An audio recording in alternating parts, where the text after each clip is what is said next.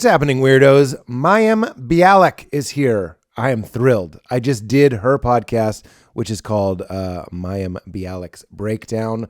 I had a wonderful time, and I'm so glad that she decided and agreed to come on to this podcast. And I'm so glad you guys are here. You know Mayim from Call Me Kat, maybe from Blossom, if you're like me, maybe from Big Bang Theory, if you're like my parents, or Jeopardy. I mean, she's everywhere. She's amazing. She's brilliant. And I'm so glad y'all are here to hear our conversation. Only a couple things to plug up top. Just my tour dates. They're all at PeteHolmes.com. Raleigh, North Carolina, Indianapolis, Seattle, Portland, and Phoenix, Arizona. Go to PeteHolmes.com for all of those. And in the meantime, enjoy this chat with my new friend, Mayim, and check out Mayim Bialik's Breakdown another time. You're listening to another podcast. In the meantime, enjoy this one. Get into it. Can we talk about this? Can this be where we start? Because, okay, so... Do I hold this? Yeah. Did we just start? Yes. Oh. But you can take all of this out. It's always your episode, Magic. and you're always safe. You can. Well, I would, on your behalf. Thank you. Yeah, but I of don't course. know that we need that. But what do you mean? Yeah, we can leave it. This is your podcast. You decide what you edit out. Yeah, but it's your episode. You don't ever tell your guests that? Sometimes the only way to get someone comfortable... This is why I'm doing it all wrong? No.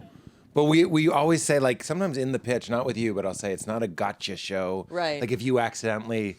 And we've had it. We've had people accidentally say something and they're just like, ugh.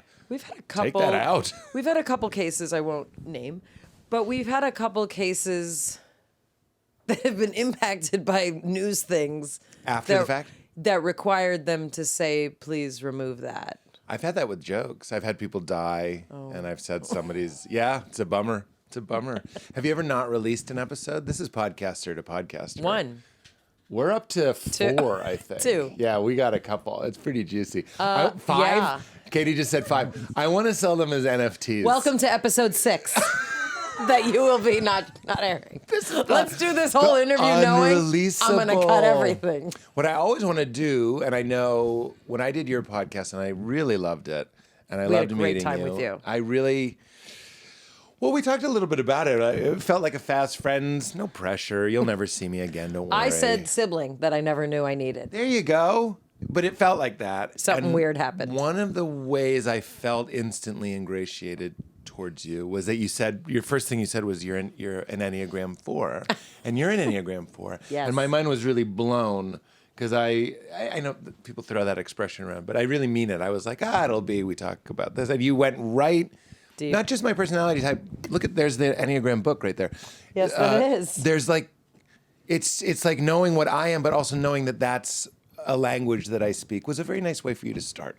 And you're an Enneagram 4. I'm trying to return the compliment. I am. Thank you. Yeah, or the welcome. I feel seen in my specialness and my uniqueness, well, which your is important frames for are fours. an Enneagram 4's frames. Thank you. Yeah. That's one of the ways. The Enneagram 4 for everybody is the individualist. Now, I'm guessing you're not an Enneagram 4, even though you have peach-colored hair. See, I wouldn't think you were an Enneagram. She's not a 4. Right. What are you? 6. Yeah, 6. All right. Dissed on our podcast. Yeah, I always diss the 6. And I'm quick to call anyone I don't like an 8, which is just like troublesome. Trump. Yeah, Trump's an 8. Trump's an 8. Trump's an 8. And I'm pretty sure every dad is an 8. I'm not positive. But I think that's not all true. dads just atrophy into 8s No, as they get that's older. not true. No, I don't think so either. But you're an individualist. That's why I say your glasses frames are like a way of saying, hey, here I come. But also constantly wondering if they're the right frames because not changing quite find exactly. Yeah. Also part of my 4-ness. Valerie, who's sitting on that couch, does our... Valerie. Not your Valerie. Not that I own a person. Valerie does... But there was a dowry. Valerie does extensive research for guests. You did that. So Well done. she does lots of research and she pulls out things that in particular, will resonate. She probably put that there just so I would feel less alone. Meaning like it's a comforting thing. Yeah. She knows me well enough to know I'd want to know that. Yes. But I also am just happy to open that up for you to share about because I think you are very eloquent about your stuff. Appreciate. In ways that sometimes 4s can struggle. 4s aren't great. No. I love being a 4, but when I talk to a 4, I tend to be like, eyeing the Sucks. exits. Yeah, Sucks. you got to get out of there.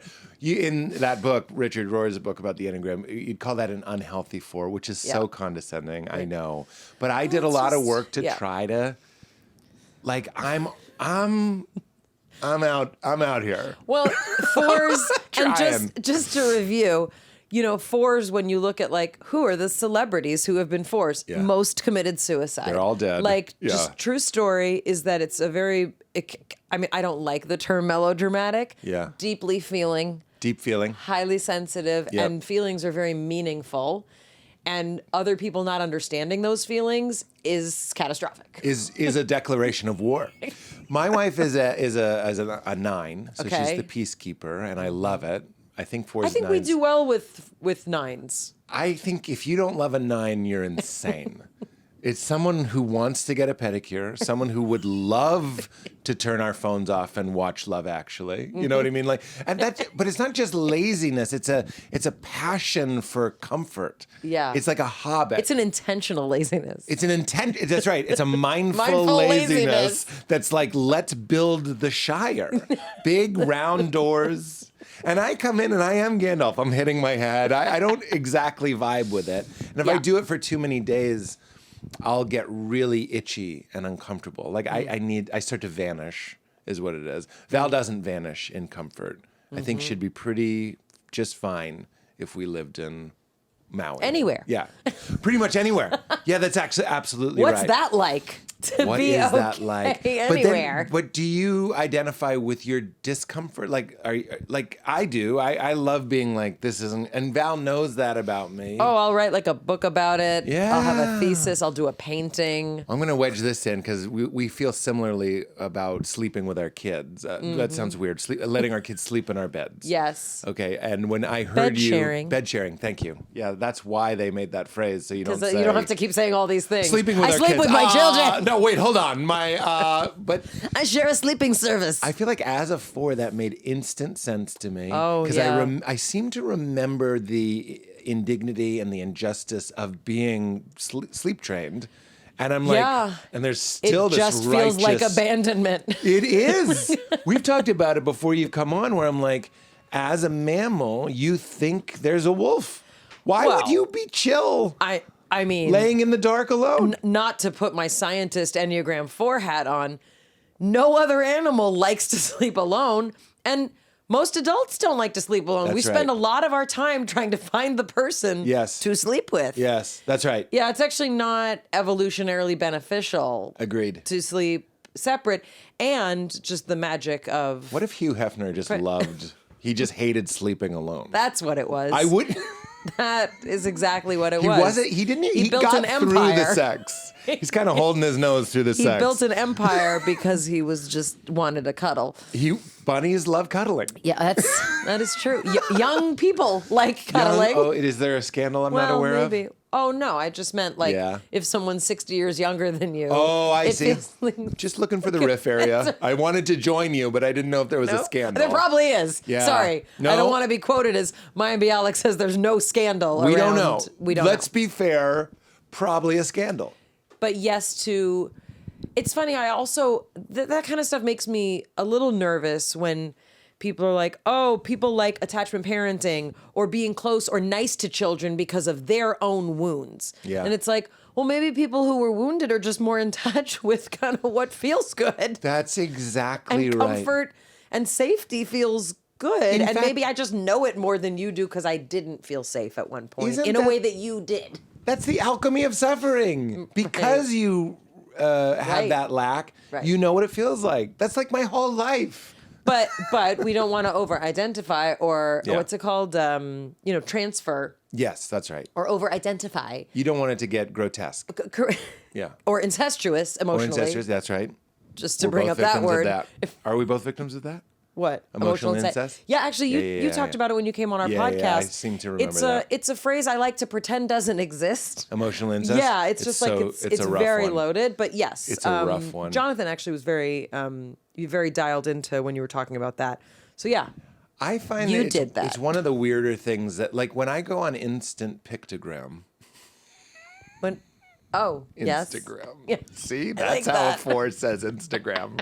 I can't just say it the way you say it. Instant pictogram, which I try not to. I'm sure as a neuroscientist, Try not to. Well, yeah, have a great the Las Vegas quality of that. But anyway, I went on it recently, and I was shocked at how many posts were about boundarylessness. My feed doesn't know me. It doesn't like have No, enough but it data. knows most of Western culture. Exactly. And the stuff about parents and all these things that are difficult to address. Wait, everybody's talking about if you're a child of emotionally immature parents. Is that the thing? It's like the thing. And everybody keeps sending me these things. And I mean, it tracks for a lot of people, but I'm kind of like, what if we're not just children of emotionally immature? What if that's just being human? Is that no one really figures it out, Right. and grown-ups are just babies in grown-up suits, pretending like they know, but we're all kind of just muddling through, and your parents are just kids. Right. Unfortunately, And yes. some of them are more immature than others. I hold out hope that there is a type of, again, Richard Rohr coming up, but he wrote Falling Upward, and it's about the second half of life. And all the myths are about achieving the second half of life. It's like the hero's journey. It's like Odysseus. How do you know when the second half is? But it's not time. It's not about time. And he goes, most people never achieve, reach, not achieve. They never reach. So what we have is sort of a lack of wisdom, and we do have old children. And I see what you're saying. you know what I mean? So yes. I do. Maybe I'm naive, but I'm like, I think there is a standard of the elder that might maybe not do everything right, but would have an integration of like, even me not doing it right is kind of right. It's just kind of what's happening. Well, I think, there are leaders and spiritual teachers and people who do that for us. Yeah. If our parents weren't super skilled that way. Reparenting. But there's a lot on the gram about this. Well, that's what I find fascinating is if I try to talk about it in my stand-up. So you said your partner was... I don't know how to hold this microphone. Hold it like an ice cream cone. I know, but it's like I feel silly. That looks right. Okay. Did you see? I was like cradling. Yeah. It's what do I do with my hands? It's kinda. like, is it on, fine. or you just like people to hold it? We want you to have like give me a lever and a place to stand. You know what I mean? Give her a microphone. Okay, just You hold can it. be cash. Also, like, I don't hold an ice cream cone. You honk it down. You're not holding it very long. So hold it like I'm holding it for someone else, and try not to think about it or be self-conscious. Well, real stand-up comedian stuff. If you put your hand here, you're ensuring the connection. Oh. You don't want... Emotionally or literally? Literally. You don't want to step on this and yank it No, out, you don't. which just happened to me in Denver, actually. And then you kind of hold it a little dainty. Okay, got it. Dainty is good. That's weird. Okay. That looks weird. Sorry. That looked like a gang sign, I'm going to be honest with you. That looked like you were... My hands are not big like yours. I know. Here. What?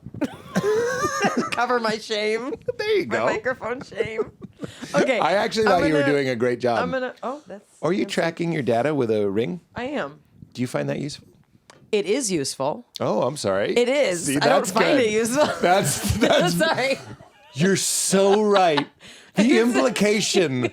Do you find that useful? Is language? Did you learn that from we are your attacking Instagram each other. friends? Yes, we're attacking each other all the time.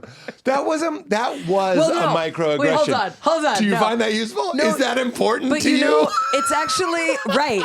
Like, what's interesting is that we are so conditioned. Like, for you to say, "Is that helpful?" would be implying that there's an absolute truth to helpfulness. You were softening it by like, do you find it? I love that for you.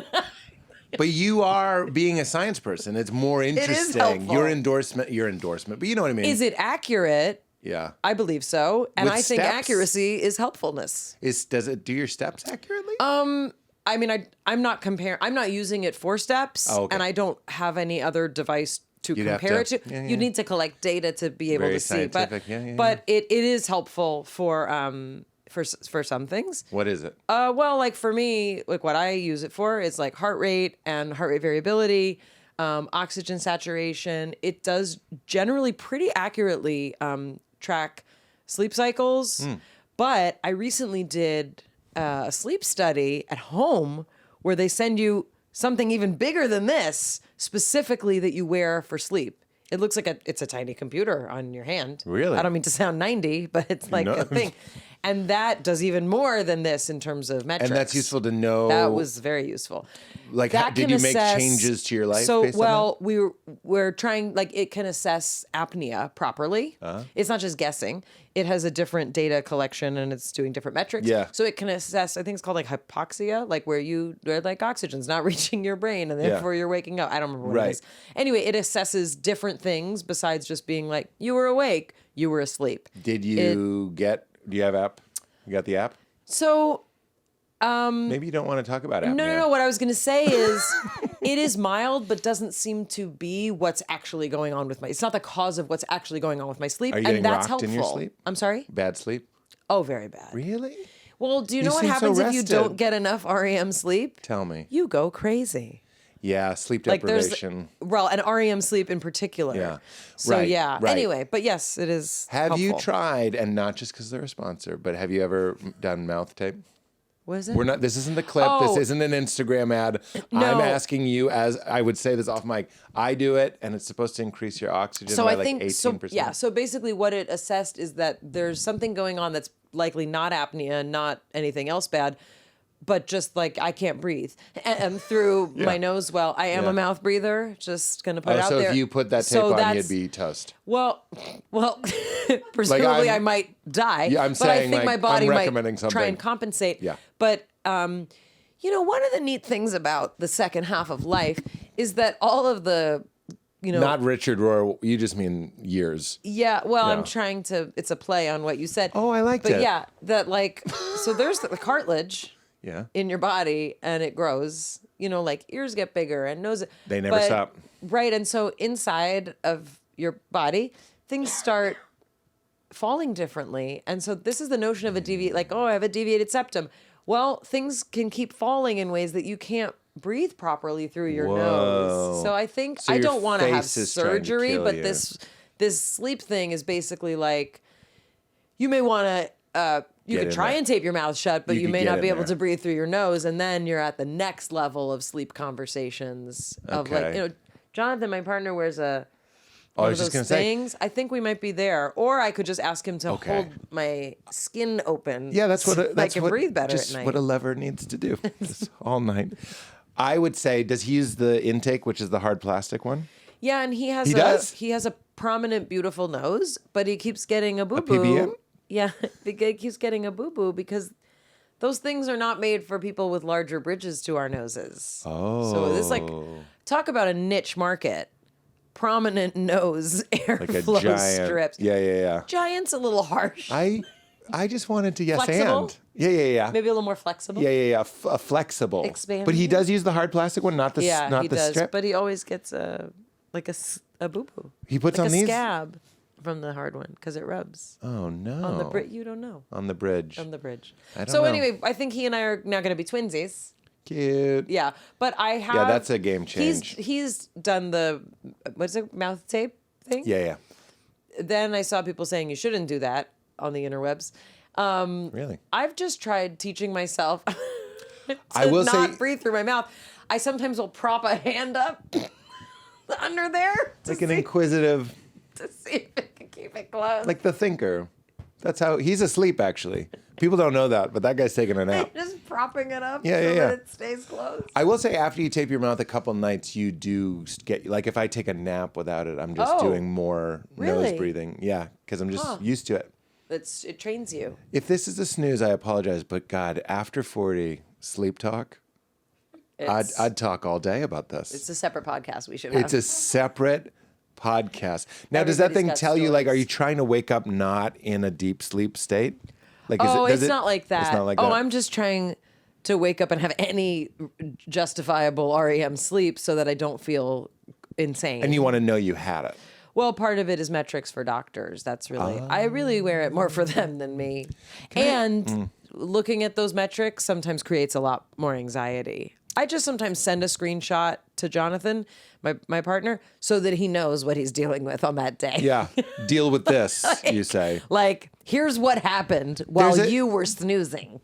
Well, you were sleeping. The movie. Well, while you were in La La Land getting all the REM. With your big and bridge your scraping things thing. And the Always right. got a sleep mask too? Oh, Yeah, I look ridiculous. My daughter, who sleeps in our bed, Yeah. climbs on, and she knows that I go like I'm like talking to her with mouth tape on. that's She doesn't like find that don't weird. ask Papa for anything until this comes off. Yeah. It's also very. It's a real cue to my wife that there'll be no hanky pank.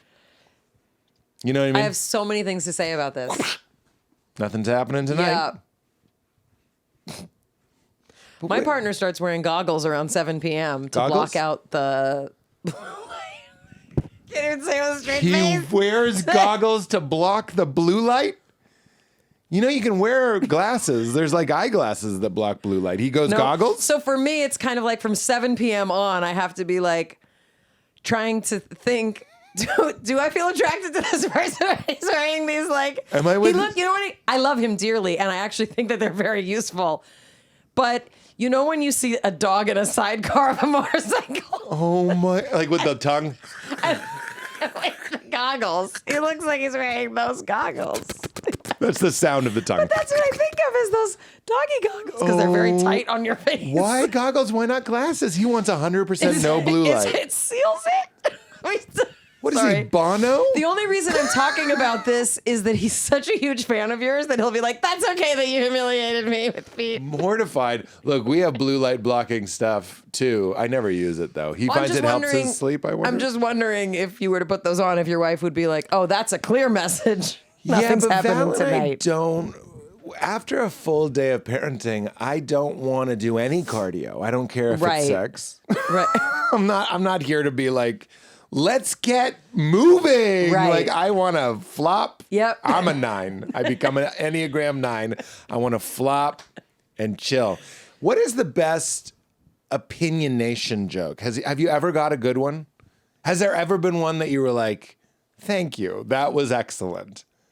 This is like asking the guy from Malcolm in the Middle if he ever got like a in the middle joke that tickled him. No, I mean, it's usually pretty standard issue in my opinionation. Like that's literally like this is a Mayim There's no Bialik- way to do it well. No, there's like a Blossom reference that's just right on the nose, and it's in my opinionation. Yeah. And I actually have an appearance on Night Court this season this season where I say in my opinionation. as a little wink. Did you like it? You're at the mean- table read. There's the line. How do you feel? I mean, I knew that it would be part of the shtick. I see. I was playing myself, and so I knew there'd be a lot of kind of meta things. And it's Melissa Rauch's show from Big Bang Theory. So, I basically said to her, like, whatever you want, I'll fun. be a fool for you. Yeah. Anyway, so yeah. Yeah. Okay.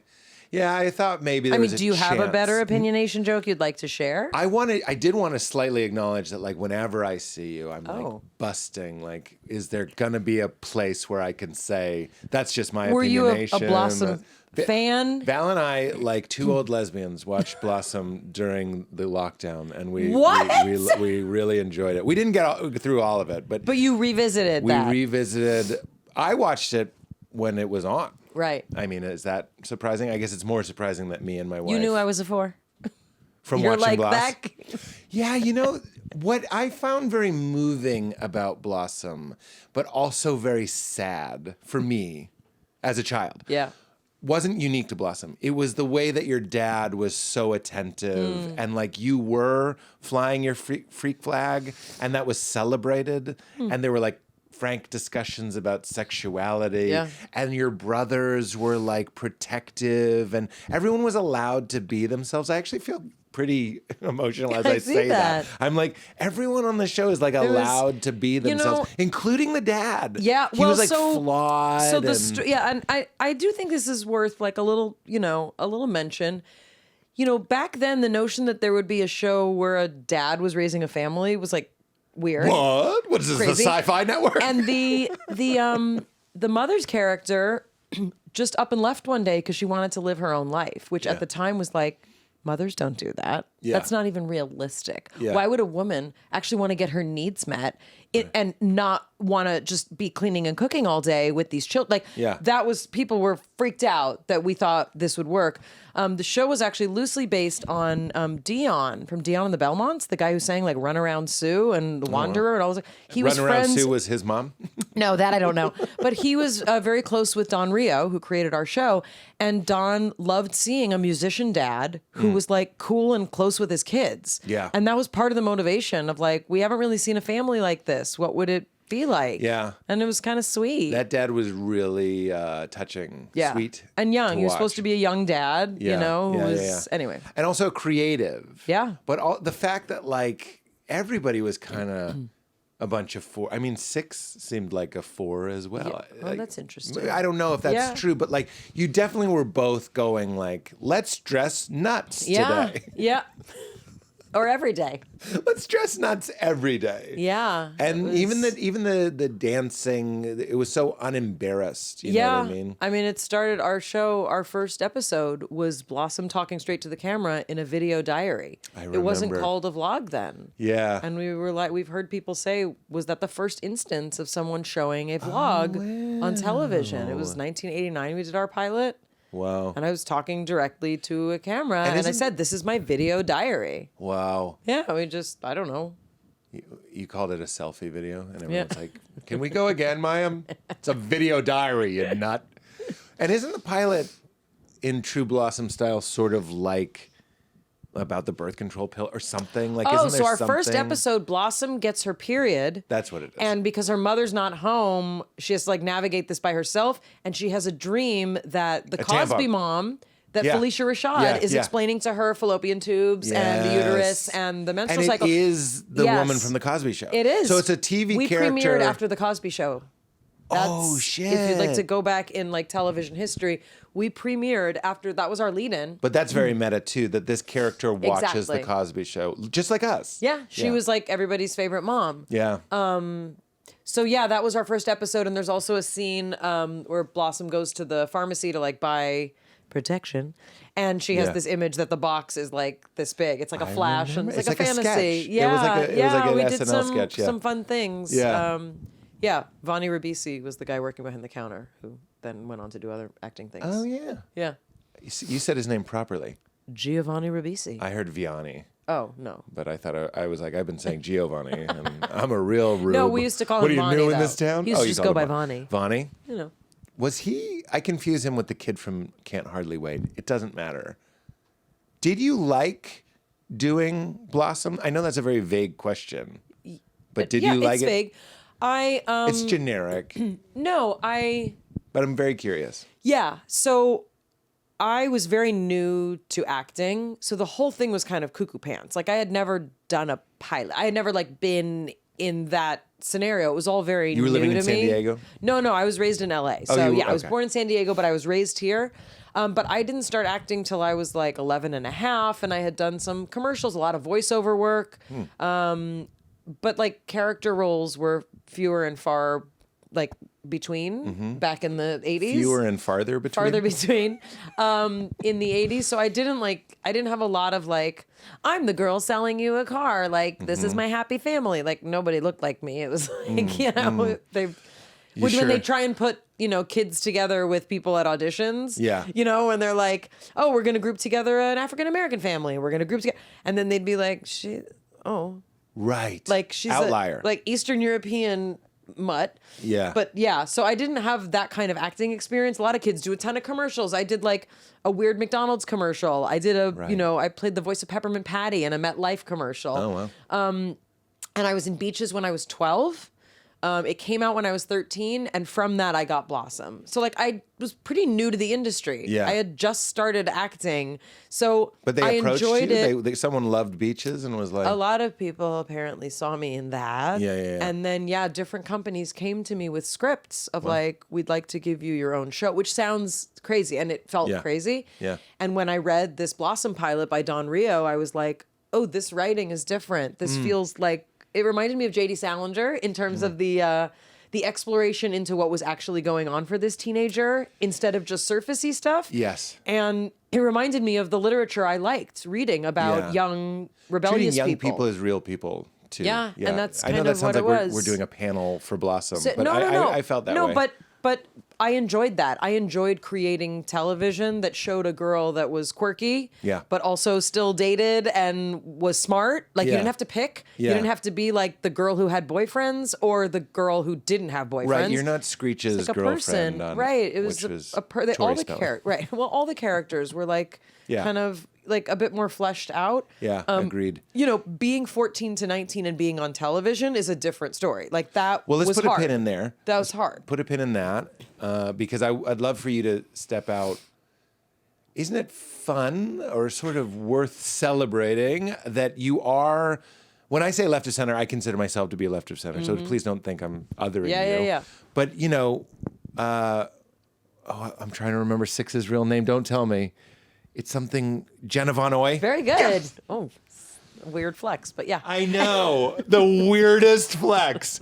Don't tell me her name, but the actress that played Six is Jenna Von Oy.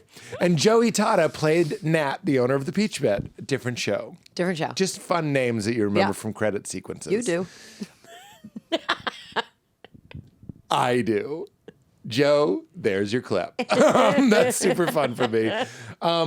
But so Jenna, well, let's leave other people out of it. There's just something about what makes us feel strange when we're in junior high ends up being why they're like, let's give this person, like you don't fit in at the casting call. Oh, yeah. In the same way that Joaquin Phoenix doesn't fit in. Right. In the same way that Tom Petty's voice doesn't belong in a choir. Right. Yeah, like get Right. that. There's someone ruining the choir.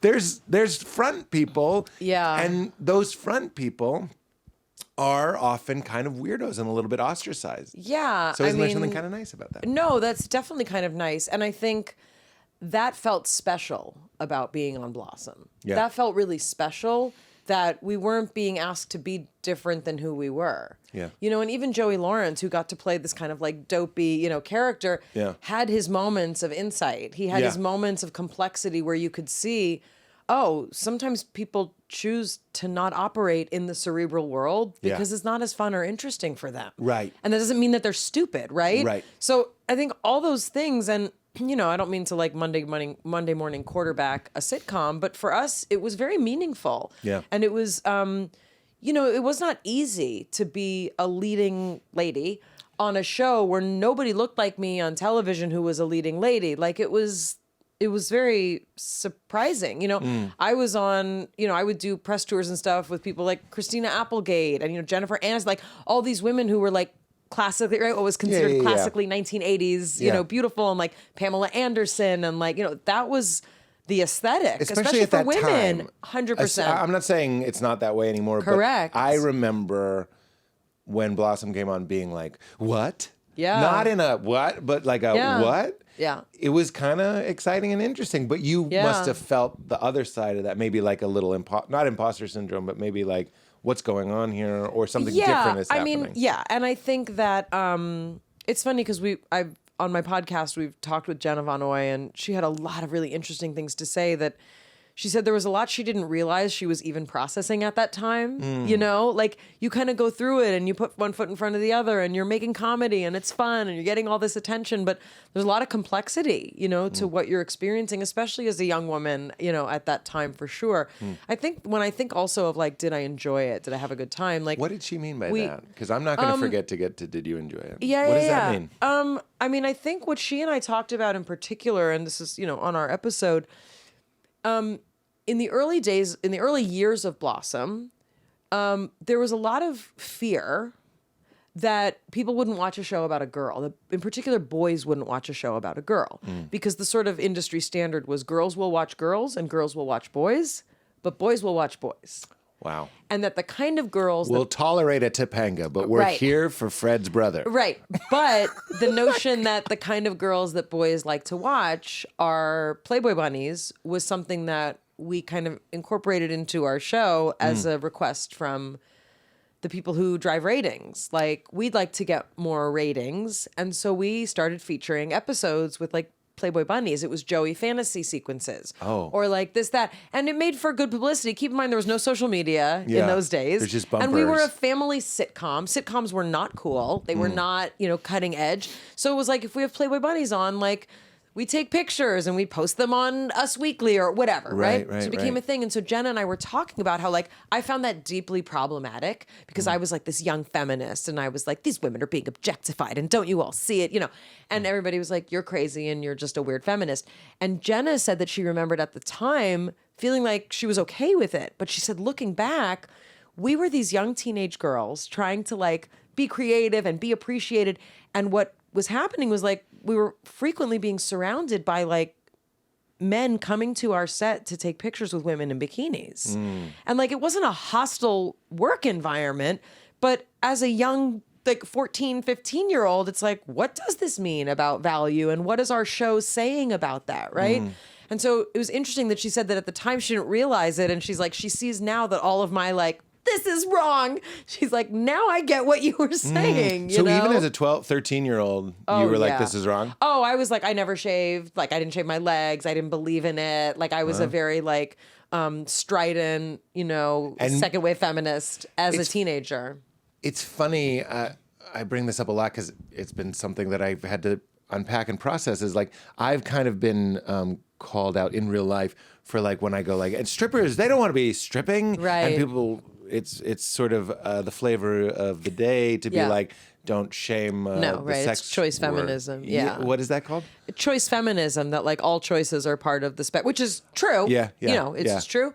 Yeah. But yeah, some of us of different generations, and not just, some of us feel like, well, is the patriarchy telling us, right, that that's really what we're talking about. Right. That the patriarchy would say, oh, we're gonna make this an empowered thing. Look, and maybe that's true. It's not a hot Wouldn't take. work for and me. I don't want to be on the record. I know we are literally on the Little record. bit. I'm just saying, boy, that sounds like us. And I'm Yeah. speaking as the patriarchy. Yeah. But like, what if we made it so that it's awesome, Right. to provide this Well, service? there's And like, a line I don't know, in maybe Crazy it is. Stupid Love where Ryan Gosling's character says, as soon as you guys started taking pole dancing class for exercise, we won. That's right. And I was like, that's it's the very same point. funny. It's the It's same very point. funny. And I Yeah. don't know. It's very confusing. I don't know either. Yeah. I used to think it was the easy feminist, good, forget feminist, just Right. like good choice. Yeah. And I remember I was on a podcast where there was a porn star and she was talking about how much she liked it. And then I said, but if I gave you $100 million, would you keep doing it? And the face that she made, like, I'm not just saying she was stupid, but she was young and she'd clearly never considered that. Yeah. That like kind of high school guidance counselor question. And that enforced this idea that I was like, I don't think anyone, I don't know. I don't know if it holds up to the scrutiny. Some people are exhibitionists and that really is their thing. They love it. But I mean, look, I don't even know. I don't even know if it's exhibitionism, right? Like, for some people, it is if you have a body that people want to pay to look at, right? yeah. It's why wouldn't you want to make money that way? Well, and also we live in a culture where you can make a lot more money doing that than doing just about anything else. Right, And so like right. that's also again the structure of, like, gosh, why is it that young people feel like that's, what they would, but you're right. We should not shame strippers. no, and I'm Take not, home and, message. and I'm not trying to shame strippers. Oh, I know. I'm just wanting us to both acknowledge Yes, that yes. in case anyone's like, but No. ultimately, but yeah. Yeah. And also, to talk out the other side, almost no one would keep doing their job if you gave them $100 million. You know what I mean? Like, I'll make that point. It's not just sex work or erotic work. right. It's most jobs. I No, just and happen to yeah. be in one of the few jobs that you're like, I would keep doing comedy. That's absurd. But that's because a you're doing something privilege. that accidentally you get paid to do. That's exactly right. And that, Like, you were like that before you were getting paid to do it. you're absolutely right. In fact, you could say it's a overflowing of I can't stop. Please help me. I can't stop. I can't stop speaking and Yeah. thinking funny things while other people are talking and interrupting them. Can someone pay me? Here's my favorite thing. If you're ever at a dinner party, and I hope you are with me, and I go, here's something I'd never say on stage, but I think it's funny. Like, please lean in, because those are my favorite bits. My terminal illness hour. The hour I'd only do if I die the moment we're done filming it. That's awesome, though. Yeah. That's like live every moment like it's your last. Yeah. Not if you're a comedian. No, and not if you're anybody. Dwayne Kennedy, a comedian, used to have a bit about that. He's like, you can't go in and tell your boss to fuck off. And No. like, no, live every day like it's just another fucking day. Please. That's the only way. Okay, so you're a child. Where did that feminism come from? It's interesting to me. Here are the Playboy Bunnies. You're literally who just loved to sleep. Yeah. Hugh loved to sleep. Just wanted a strong cuddle. When he said, will you go And to a bed lot with of me, REM he sleep. meant, I need some REM, baby. I'm trying to get, that whole time I was trying to think of the lead singer of REM's name. Michael Stipe? Stipe. Any hoozle. See, like, why am I doing this? I like it. All I of a actually sudden, I'm wouldn't, like... it's a little cold in here. Also, you can gesture because you have more space between the Yeah. base of your thumb and the knuckle. It's anyway. piano players, magicians, and microphone Okay, holders. sorry. What were we saying? I was saying, where did that feminism come from? And also, where did the chutzpah, I'm not just saying that, come from that you're like, this is, the Yankee dollar. These people, it's the set, it's the stage. Yeah. You've kind of been indoctrinated to a certain level of money, fame, influence, power. Sure. I'm not saying that's unique to you. Yeah. That's anybody. Right. You have a parking spot. You can't drive into it. That's right. You can just point to it. Your dad parks in it. That's right, my mom. And you go, it's my fucking spot. So what I'm saying is, I've been in situations, nothing comes to mind, but I know there have been times when I've been like, maybe we'll just shut up because this is someone's production. I don't mean anything horrible. I'm trying to shine a light on the fact that you were brave enough to be like. Yeah, I mean, look, it didn't always go well or have any impact, but... when did it not go well? It went badly? Well, I mean, like, if it were up to me, I didn't think those women should have to come and be in bikinis and take pictures with all these random dudes and be in an episode to try and get ratings. Do you know what I mean? Like, it didn't feel... whatever. It's like it didn't feel like a necessary thing, but I don't understand the things that people who do ratings understand. Right. And, like for them, if that was what they wanted to do.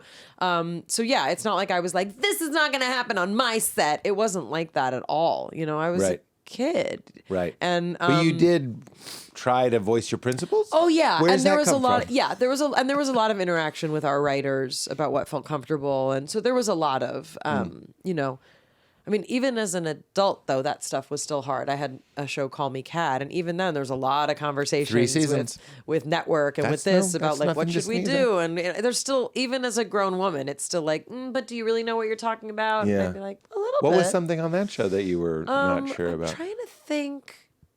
There was conversation after Roe v. Wade was overturned about doing an episode about abortion, and I was like, too soon.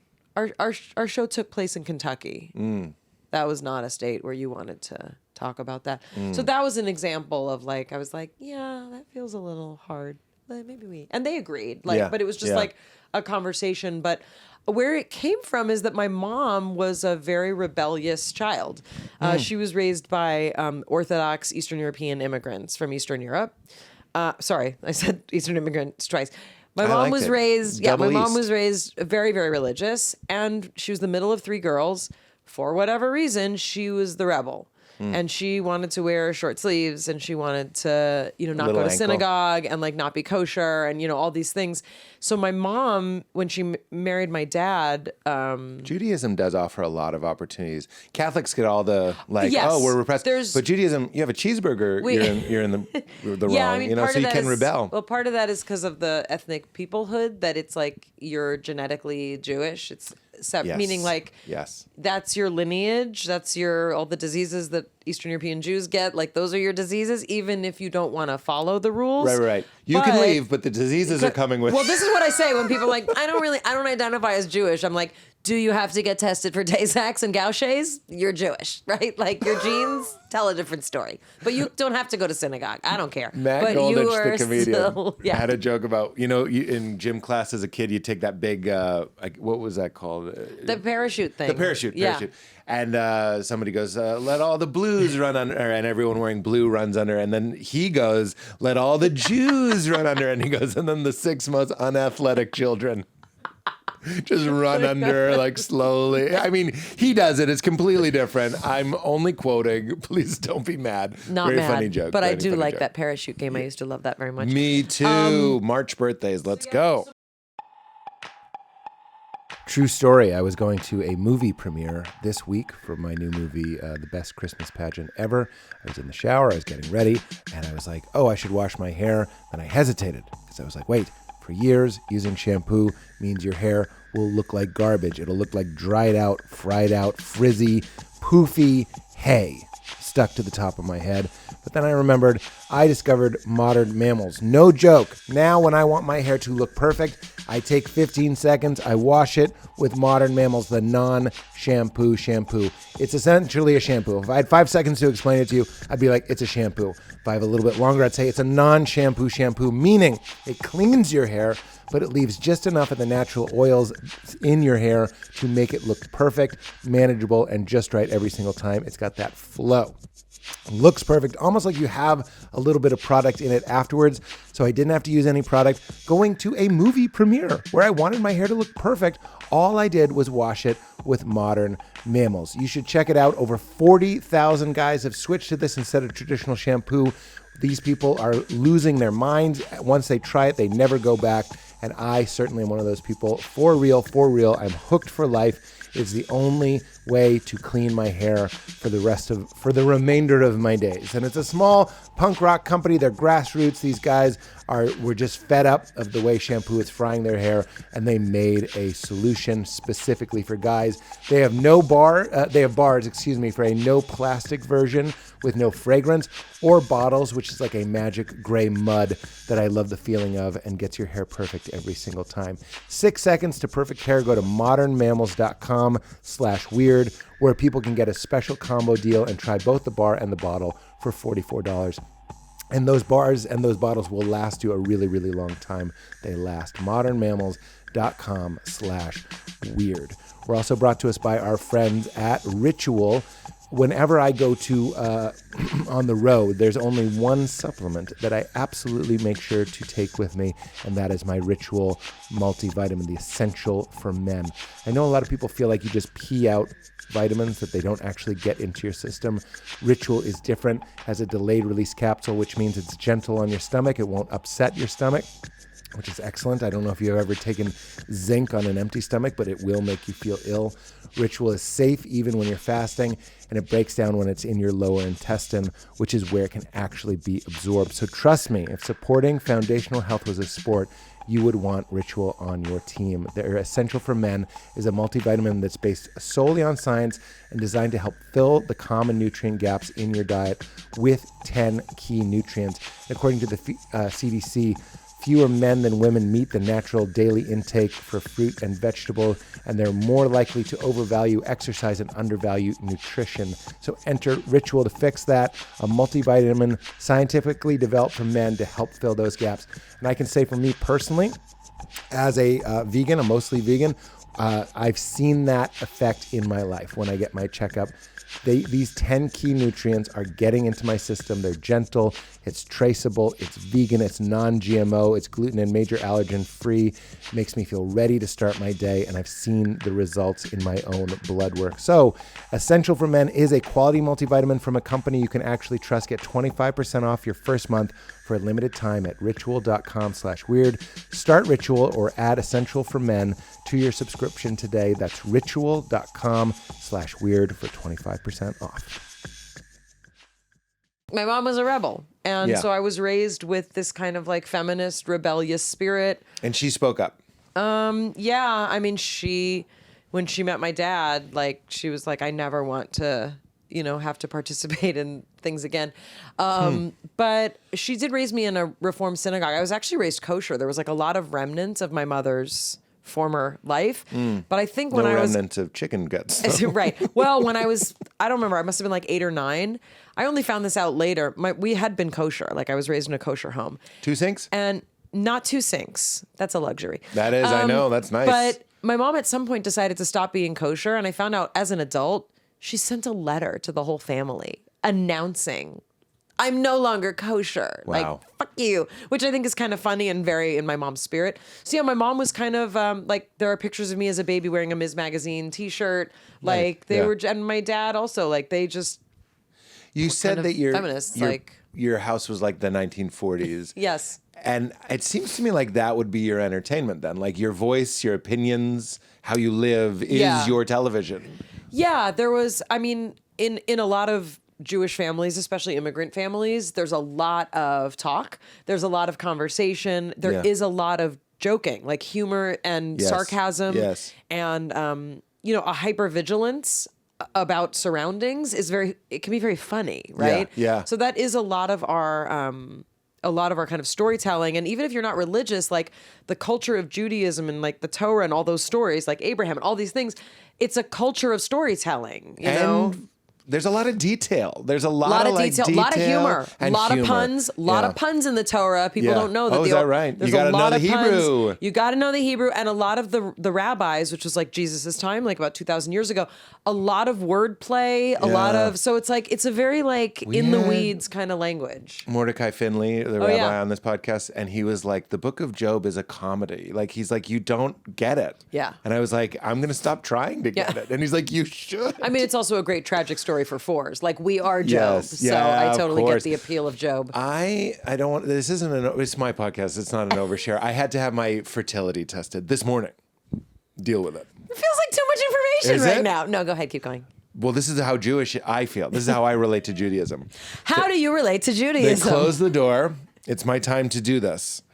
I'm like, immediately, tell me this isn't Woody Allen scandal noted, but it's like a Woody Allen thing. I'm like, well, I don't want to be too fast, but I don't want to be too slow. Can you be a little more specific? You had to ejaculate into a cup? I had to produce a sample. Okay, got it. That's how I'd prefer like to say testing it. your fertility. I'm like, are they doing a They don't DNA look in test? your Is ear. blood work? They don't look in your ear, Mayim. Okay. Is this uncomfortable? So no. We're going to trim it. You're a scientist. I haven't, exactly. I was going to say. That's why I use the word ejaculate. Ejaculate. It's also for yelling something in very old books. Wait, so you didn't? Tell me that's not Woody Allen. You didn't want to do this too fast? Yeah. Why? What's this guy's deal? What? He's turned on my doctor's offices. Pow! I'm finished. As soon as everyone in the office watches you close the door and lock it. If you walk out 30 seconds what later. are you afraid of? Hold on. So wait, talk to Yes. me. What are the fears? That they'll think you were aroused walking in? Yes, That you're a this premature guy- ejaculator? Yeah, all of this. All of this. And that type of hypervigilance over proves that you're a 4 because no one's thinking about you as much as you are. Certainly not. But you also don't want to take too long. This guy can't do it. He can't do it. So what is the optimal time frame for I'll tell you what it was. ejaculation? I did it this morning. I nailed it. Tell us. It. It's about 3 minutes. You want a little time to be like... you want sex to be longer than that on average. Yeah, but this is just throwing the baseball in the air and hitting it in the backyard. It's totally different than a game. You want a game. There's a stretch built into the game. So you felt good with that That's Judaism framing. to me. I know that seems like I was trying to work it in, and I wasn't. In that moment, I was like, I've been this way my whole life. I know now, I'm old enough now to know that that's absurd. I don't need you to tell me that that's absurd. But as it's happening, I'm like, that's what a comedy brain is. Right. And forgive me, but I know Woody Allen doesn't represent, and we don't want him to represent, but that style of humor of like, oh yeah, you don't want to be too quick because Woody turned on by skeletons. I mean, I know you like thin women, but it's ridiculous. You know, like that sort of thing. Yes, has its place in what you were just talking about. Well, and I think, neuroticism is a very important component of a lot of observational comedy. Like it's an important, I mean, Seinfeld brought it to the masses. I was just going to say, Seinfeld could have done it too. You don't want to be too fast. That's right. You don't want to be too slow. You want to be just right. 3 minutes. It felt a little bit like Trump. Too slow. You go out too slow. You go bang, do it. Milana, think about Milana. It's my wife. It's not cheating if you think about your wife. I produced a sample, glorious sample, overflowing. I'm trying. What was the link to Judaism and your premature? I was trying to relate, as I always am. Yes. A lot of Jewish friends, and I'm always trying to build a bridge and say, being raised by a Lithuanian, also being some trauma. There's something about humor and vigilance. Obviously, humor and vigilance are responses to trauma. And then also, what was the other one? I mean, humor, tragedy vigilance. plus time is comedy, right? Absolutely. You could say trauma plus time is comedy. Trumpa. We've made a new word. Are you guys PTSD, post-Trump disorder? Too soon. Too soon. I know you feel it. I've been doing shows and people are like waiting to see how they feel. Yeah. It's very weird. Yeah, no kidding. And this episode will come out after we feel that way. We will have felt it. We will have felt it and we will be alive and okay. And still feeling something. And still feeling something. We just don't know. You don't know what you're going to feel. Maybe you feel great. That's Isn't probably it true. terrible? You don't know how you feel. Okay. Sorry. I feel like I derailed you, but you were talking about growing up, Judaism. Oh, you asked about how I got the way I was. Rebellious, feminist, whatever. And then we touched on Judaism as part of it, maybe? Yeah, the household. well, yeah, correct. Yep. And then... Did you want me to keep talking? You could. I'll bring up other medical procedures. Sorry. You know what? I just want to say, you brought in measuring your fertility. I did. It's the podcast. This is your podcast. This is You Made It Weird. You can bring up whatever you want. Here we are. I'm feeling so alive right now. I mean, sorry. I'm also thinking. Never mind. What? Nothing. Go ahead. Like, what if a woman had to? I mean, what if a woman had to do such a test? Could she? That's what. Let me model. I need a this is like an Amy Schumer bit. Ladies, this is an Amy Schumer bit, right? Yeah, she would destroy if I had that. To give myself or Eliza Schlesinger would love to talk about this. Well, you guys talk about Pap smears. Yeah, but I think mammograms. But I think this notion of orgasm, which only 30% of women will experience, from intercourse, and so anyway, there's just a lot that I'm thinking about that's kind of funny about if a woman had to go in there and. Well, she'd get a long time, wouldn't she? That's There'd what be I'm a saying, designated room with candles. There'd be a fainting couch. Perfect lighting. Evidence of all the presents and favors that had been done since the last time. Yes, love and care. Like, mutual respect. Just investment. Yeah. We need to know there's an investment. Time. To feel comfortable to make There'd this be a happen. mirror so you could go on a date with yourself for 45 minutes. Sorry. See, this is why you bring these things up. It's just funny to me. Okay. I love it and I need it. We are back to, did you enjoy doing Blossom? Yes. And I have to think, what year is it? 19? We premiered 90, like 1995. Yeah, you're right in like a peak, like you're a child actor in 1990. Yeah. I bet there's a lot of speculation that people are like, it must have been horrible. It was a nightmare. Well, we had a very clean set, and I think that's something that distinguished us from a lot of the stories that you hear. Yeah. I worked on Webster. Clean, what does that mean? So I worked on Webster before I did, Beaches or Blossom. I did like 8 episodes of Webster, and this is not to denigrate anyone on that crew. Webster was a beloved show. I mean, I grew up watching that show, and I did 8 episodes, and I had a great time there. But it wasn't uncommon for people, like for a crew, to like drink during lunch. Oh, wow. And it was just like part of the sort of culture. And like we filmed at Paramount, and there was that restaurant Nicodell on Melrose. This is like super inside sports Hollywood. Nicodell was like a very kind of famous Hollywood restaurant.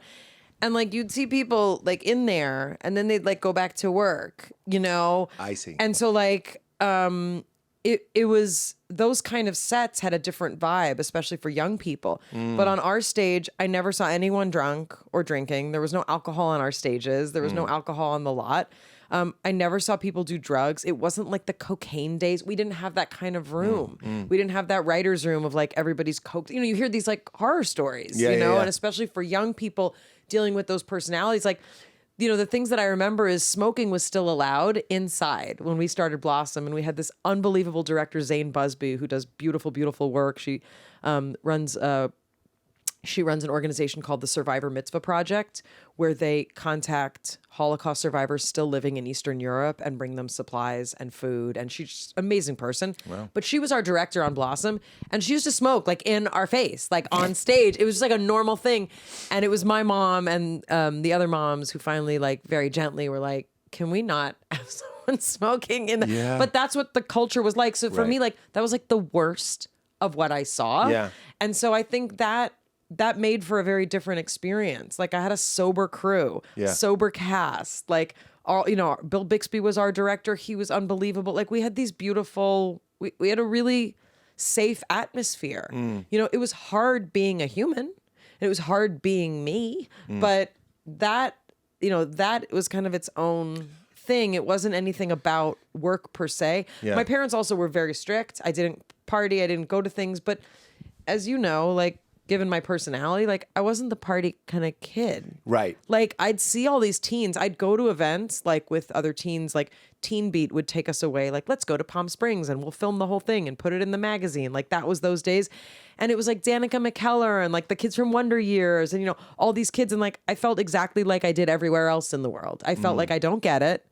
Why are people being silly and having fun? Like, why aren't we talking about serious things? And I wasn't snotty. I don't think I was snotty or standoffish. I just didn't fit. I didn't fit then in the same way that I don't really fit in a lot of places. Yeah. But you find your people, you find your force. Right. Yeah. No, I relate to that. Mine had a lot to do with not wanting to party and stuff. It sounds like it was your personality. Yeah. It wasn't like a fear of Yahweh. Well, I mean, I do think that a lot of my parents did have a very puritanical streak to them, and I think that was left over from my mother's orthodoxy. A real fear of sex, of partying, of the Yiddish word is Narishkeit, foolishness, tomfoolery. Like that was, I know. So it was a little bit Such a serious word for and for a non-serious thing.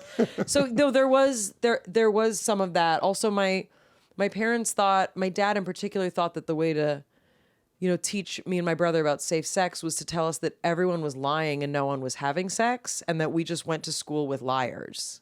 What? Yeah. I mean, bless his memory. This was my dad's, and my dad and mom got married in 1964 when they actually were virgins. Like, people were like, no, they weren't. I'm like, no. They were. Like, this was the Jewish community's post-Holocaust. Like, Yeah. they were. Like, everybody was, it was a thing. This is not like my fanciful thinking. Really? Oh, Why yeah. was that a thing? What about fruitful and multiply? Well, they weren't married yet. You don't do that. I don't remember that. Well, There's my mom was 18 when they got married. So Okay, there people you also go. got married young. But what I'm saying is that, like, that was my dad's, like kids, They're lying. they're lying. No one's having sex. Right. Which And I is think my brother at that kind time of- probably was, like, to the person that he ended up marrying. But, you know, like, for me, that was very confusing. And then the only thing I remember that broke step with that Yeah. was when Rock Hudson died. And Rock Hudson died of AIDS. And I remember my parents had a lot of gay friends. Like, my parents were, you know, artsy and knew a lot of, like, I grew up with, like, gay couples, like, being friends of my parents. And, like, it was very, like, normal to me that this is a part of reality. But my dad said, gay men are dying of this disease, and they don't know why, and we don't know what's happening, you know? And it was like I remember that moment. And it was also, I was like, oh, so he's acknowledging some people are having sex. Some people are. Yeah. Some people are having sex, Yeah. because he said that, you know, they're telling us, like, you have to be careful. And at that point, I don't even think I had been kissed. I was like, what's he talking about? You know? But my brother was older, but that was kind of the first crack in the veneer of the puritanical. Right. There's also, even more than kind of like the fear of God with sex, there was a real institution of one love, meaning that you get one chance to fall in love in your life. And my parents were that story. And so the notion of, like, have to find that one person.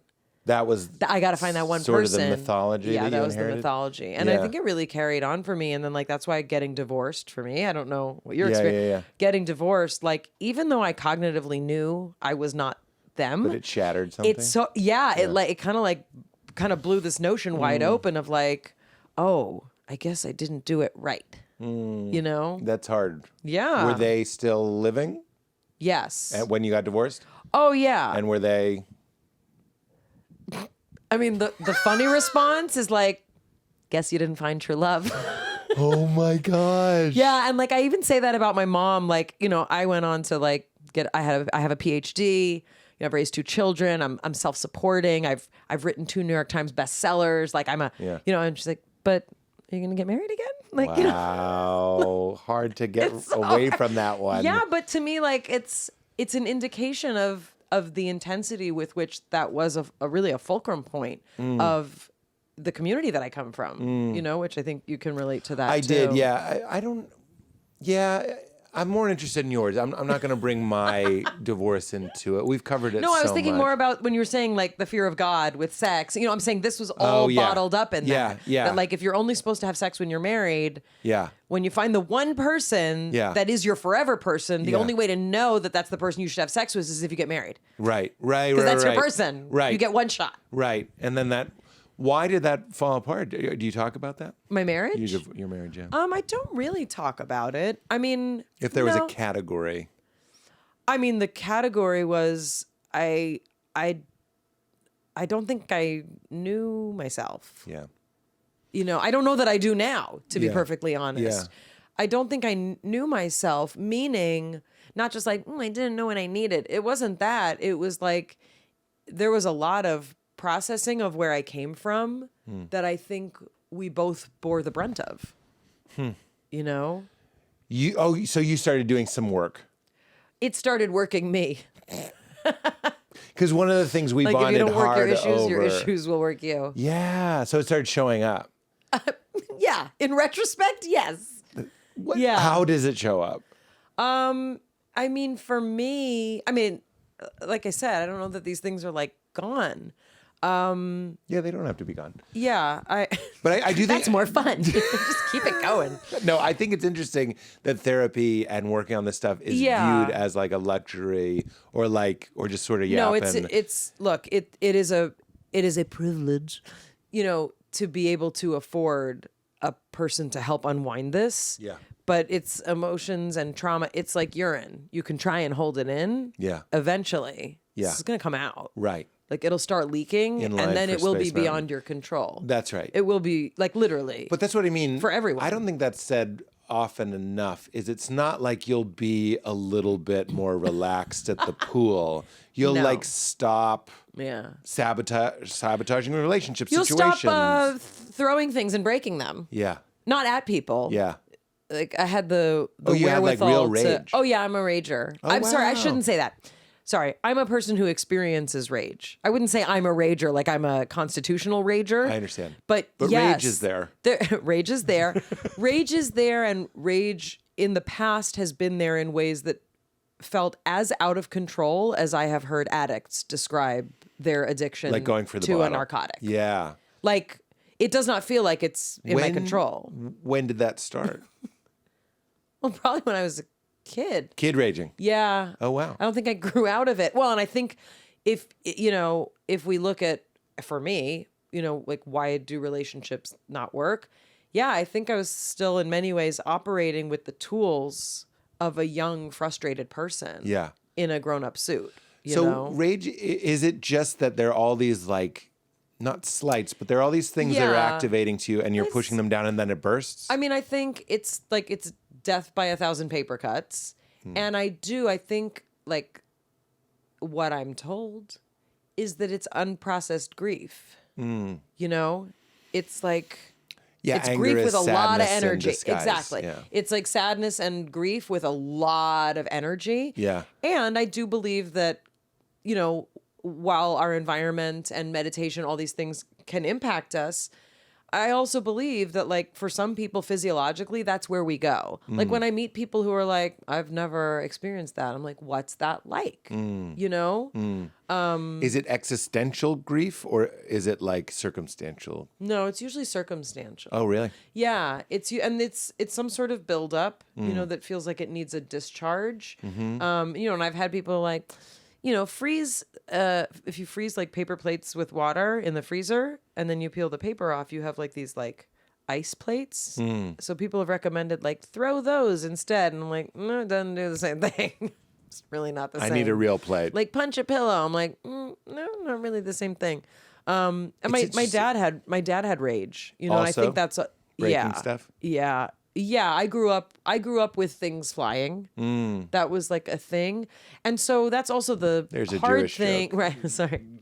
There's a couple Jewish jokes. There's the my whole breaking life the glass. but there's also like the very standard, like the cost of the things that are being right. broken. Yeah. Very standard. It's true. No, that when things broke, we could not replace them. There was duct tape involved with my father's rage. No, but I think, I think you and I talked a bit about this. Like, I didn't enjoy that. This is terrifying. With the As a family. child. Like as a child growing up with Oh, rage. yeah. And yet you would think that willpower alone should be like, It's well, not. I'm never going to do that. Right. And Why it's would not. I? And my children have seen me rage, I mean, it's brief. It is not as significant. I make a prompt amends. Like I do things to try and blah, blah, blah. Yeah. But like The repair they've is seen me everything. throw things, not at them. Right. Miles says once I threw a pillow at him. I don't recall. Yeah. And it's a pillow. But like that's, to me, and these are the things that like a lot of people don't want to talk about.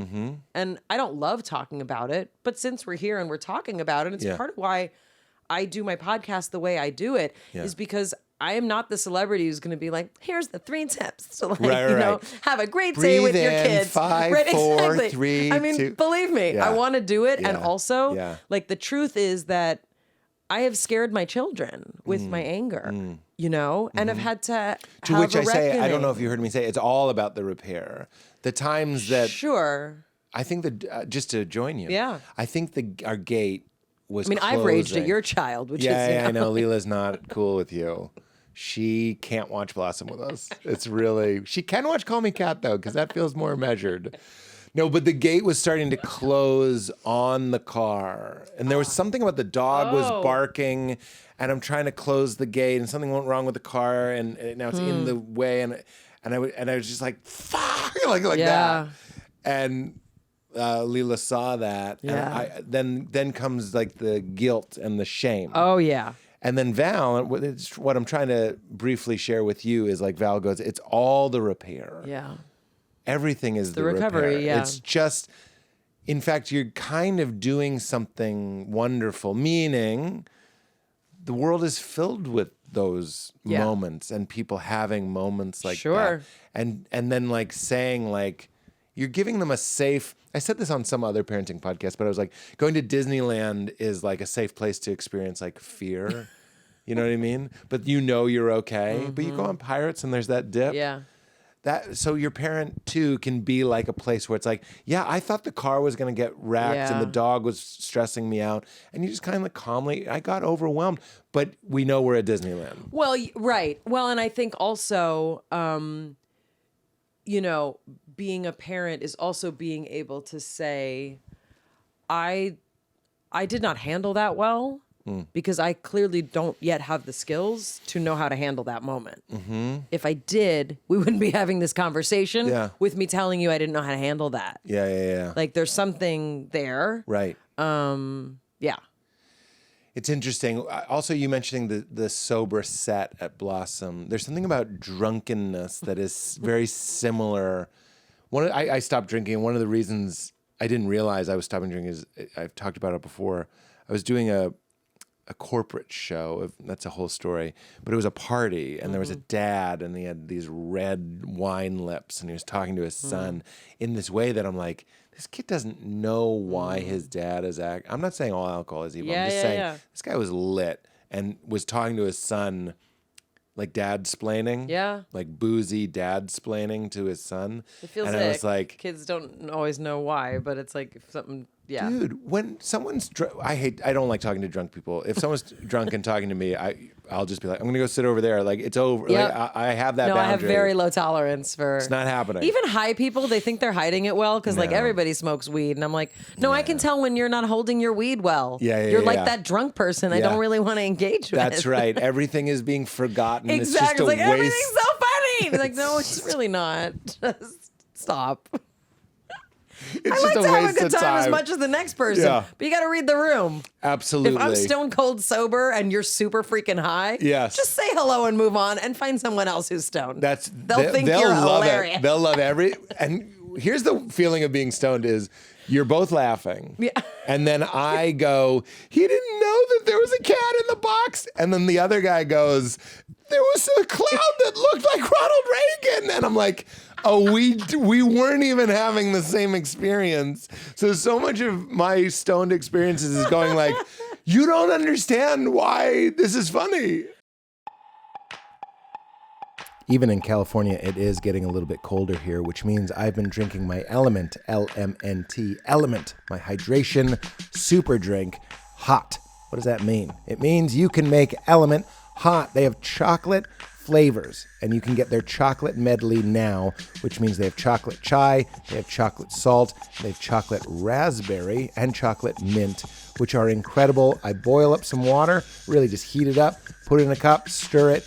It reduces my cravings at night when I might be reaching for a sleeve of cookies. That's right, an entire sleeve of cookies. And it also has magnesium, which helps me calm down and relax and get into my bedtime routine beautifully and sleep perfectly. I've also noticed when I drink LMNT before bed, I don't get up to pee in the night. I don't exactly know what's going on there, but I think something about the sodium helps my body have something to do other than wake me up to use the bathroom. So what is LMNT? LMNT is a zero sugar, zero BS hydration electrolyte drink, which has the perfect blend of potassium, magnesium, and sodium for health, performance, and energy. Of course, being dehydrated can lead to cramps, fatigue, brain fog. One of the things I love about it, it's been replacing my morning cup of coffee, is it jumpstarts my brain. I feel that neuroconnectivity. I feel that salt giving me that boost and that energy. And I feel ready to start my day. It also tastes amazing and is awesome to ward off cravings when I'm fasting or, like I said, at night when I'm just trying to not eat something I'm going to regret in the morning. So many times your body is just sending you a signal, hey, I need something. And in my personal experience, so often that thing is sodium. So drink lmnt.com/weird and use promo code WEIRD with your order. Try the chocolate medley. You'll also get a free LMNT sample pack with any order when you order. You can also get their new sparkling 16-ounce bold electrolyte water, which I absolutely love, and you sometimes see me drinking here on the show. If LMNT doesn't exceed your expectations, they have a no questions asked refund policy. You don't even need to send it back. So support your body, support the show. Go to drinklmnt.com/weird. Get that free sample pack. Try the chocolate medley. Try it hot here in these colder months and thank me. Well, you don't even have to thank me. I was going to say thank me later, but you don't have to do that. Just enjoy it. Support your body. Support this show. Drink lmnt.com/weird. We're also brought to us by our friends at SHAKTI. SHAKTI mats. I have a question. Have you ever laid on a bed of nails? Well, I do. Almost every day. Not entirely literally. I lay on my SHAKTI mat. My SHAKTI mat, really. Why am I saying it's SHAKTI? I know the word is SHAKTI. It's a spiritual word, SHAKTI. My SHAKTI mat is like a bed of nails. It's these very tiny, pokey spikes, thousands of them on these discs on this mat that I lay out behind me and I lay down on it. I get my SHAKTI pillow underneath my neck and I feel my stress melting away as I'm boosting circulation. Look, I like massage. I'm not going to say I don't like massage. Of course I do, but it costs a fortune. It's hard to fit into my schedule and I can't do it anytime whenever I need it. But the SHAKTI mat, whenever I feel that tension, I feel that stress and that tightness in my muscles, I unfurl it. I have a lay, sometimes 5 minutes, sometimes 20 minutes. The first time I used it, I fell asleep and the pain and the tension just melts away.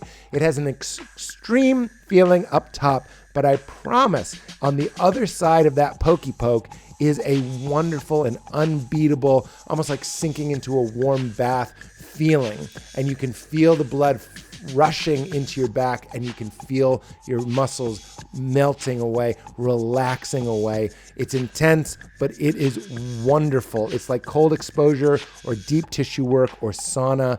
So many of the things that relax our body at first are a little bit freaky deaky. I'll also say this is just a hot tip coming up into the holidays. A SHAKTI mat is an awesome gift for your friend if they're like me, if they're a little quirky. If they're a little hard to shop for, but they like to relax and they like to feel good. This is fun, it's interesting, it's different, it's unexpected, it's surprising, and it's a wonderful gift to give a friend that could use a little help relaxing. Deeper sleep, stress relief, muscle relaxation, better circulation, mental clarity, and just a general sense of well-being whenever you need it. SHAKTI mats are my secret weapon for reliable serenity and relief. Go to SHAKTIMAT, SHAKTIMAT.com and use promo code WEIRD30 and you will get 30% off any SHAKTI mat. SHAKTIMAT.com. Use promo code WEIRD30 at checkout. All right, back to the show. But the boozy detachment and also a rage detachment, there are these things that like, the thing that sucks about rage is it's booze you make. Yeah. So it's like occurs as a spring inside of you, but you still have to deal with it. Has anything helped? I mean, yeah. I mean, I think, the paper plate thing, that's dumb. no, that's not going to work. Dumb. No, and to me, those are kind of like prophylactics, The core is to learn to uncoil that spring in the first place. And that actually has nothing to do with what's happening in those moments. Right. It's all the moments in between. Yeah. Yeah. It's what you wake up like. It's what the pace of your day is like. It's what activities you're doing that fill you up and which are draining you. Mm-hmm. It's learning that no is a complete sentence. Mm-hmm. Not being a people pleaser. And I think that's the thing that like no one told me as a kid or teenager or young adult, that like all that shit matters. I really piecemealed my life, I'll do this thing I don't want to do. I'll, drink till I fall asleep. I'll do all these things and I'll run around and then I'll get a PhD and also do that. I didn't get those lessons, and people that I know who were raised in Buddhist traditions did get these lessons, and other traditions as well. And maybe people learned it but for me, like no one ever gave me that tip of like, the entire way that you conduct yourself from like the time you wake up till the time you go to sleep is actually reflecting a larger stress state and anxiety regulation state. And it's not like do this for 6 hours and think that it won't impact your sleep. It's not like go to work, hate your job, or be in a marriage, hate your relationship, and then but it'll be okay because you go out with your friends on the weekends and drink. Right. Like, oh, it's all you. So it's Halloween yesterday, and my daughter got a full-size Kit Kat bar, and she's just honking into it immediately. And then, of course, later she's having like an extreme freak out. And she's not quite old enough, but we're getting ever so closer to me being like, what we do leads to what happens. And your hormones, I haven't read it, but there's a book called Balance Your Hormones, Balance Your Life. Anyway, Val read it. And like eating that much sugar is like jacking all these hormones being just like, in my opinion, obviously not the most accurate, but like, it's just like a word for the things that are happening. Yeah. You know what I mean? Like, I know we can find them and isolate them, and I'm not poo-pooing science. I'm just saying a hormone is just a flood of an impulse. And it's crazy. It's a reflection of a lack of homeostasis, when things are in flux like that. Yes. And it's kind of funny because, I always say this on our podcast and just in my life, like the hippies were right about more things than we wanted to acknowledge. Yeah, yeah. And, people who were like, I don't feed my children red dye, or like people who had that kid who they could tell when they ate an artificial dye, and we were like, you're fucking crazy, and your kid you think you're so fucking special with your kid who can't eat with the other kids. Yeah. And then lo and behold, we find out not only that those things that we've been putting in food are actually not great, they do spike things in your body that make your behavior change. Yeah. Europe banned them decades ago. Because they're like, why would you eat this? It's like a rat poison, right? Yeah. And we're just like, it's delicious, right. But that notion that that's a consequence that like we need to have science to explain the spike in the hormone and the thing where it's like, it's just people have known this. We've known. We know. And you see it. When I think I already referenced that I had my first Instagram reel binge. It was like about an hour and a half, and I was loving it. It's so weird. I thought I would hate it, but I just got pulled in. It was all this trauma stuff. It was all this like, I don't know how, I was like, how are you doing this? I love this. And I had tears streaming down my face. Of course, the next day you watch any of those videos on its own and you're like, this is nothing. This is nothing. But all I of them noticed together was all something. of them together, it's like being drunk. Yeah. It's exactly like being drunk, it's a actually. dopamine hit, yeah. And then afterwards, I noticed I was dopamine seeking. Oh. As soon as I deleted the app, but at least I know that it's happening. Yeah. And I didn't act on it. That was a win for me. But I was like, I want ice cream. I want everything. I want everything. I want to that go prove my fertility in 3 minutes. Could I please? I could have done it in 4 seconds.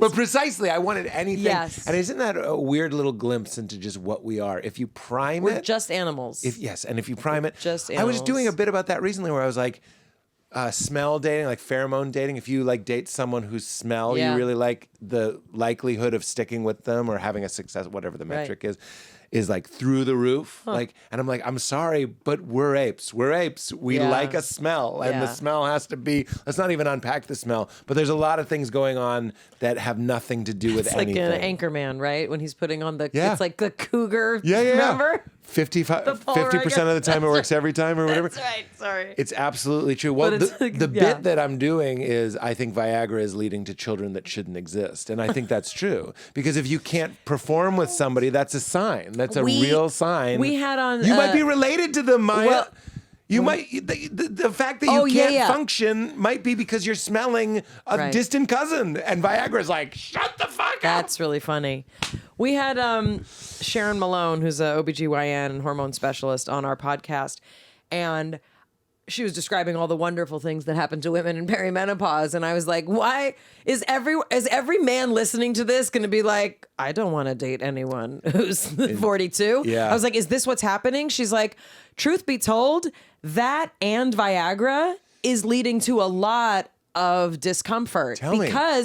Because men who normally would be like, well, she's my lady, are now like, I can fuck like a 20-year-old. Yeah. I don't need this And you're not shit. supposed to, because you're supposed to Correct. be around the You're same age. Well, you're supposed to be like pet her back. Yes. Tell her and she's your pretty. declining sex Correct. is timed. Correct. Yeah. So that's what she was saying is that No, like for men, Viagra's fucked. Well, she was like for men and women, it used is. to be like, oh, we're in this phase of life and it's different. But you give men Viagra, which gives them a really overdeveloped sense of responsibility Yeah, for yeah. perpetuating the Yeah, yeah, species. yeah. And then they have basically a motivation, meaning Yeah. a chemical motivation, Yeah. to seek something that their partner may not be quite available for in the way Right. that they want. Right. I'm I was very like- unavailable. Also, the Menopause dating apps available. that even after you change your status to Maybe dating, that's what the pause is for. Menopause. Sorry. I liked pause, it. I liked every part of it. intercourse, Yeah, you and pause the relationship. intercourse. Why is it called menopause? It's over. Menopause. Men, oh, pause. Sorry, it's like O'Leary, oh, pause. Sorry. That's a good lesbian drag name It's- too. The Irish menopause. Sorry. And you're also going through menopause. Okay, I'm done. I loved every part of it, Thank and you. I was here for it. And I saw you kind of going for like an Oprah, like we were going to like celebrate, and I was there for it. I was just thinking about my next riff Oh my gosh. because I think I lost it. We were talking about the dating apps.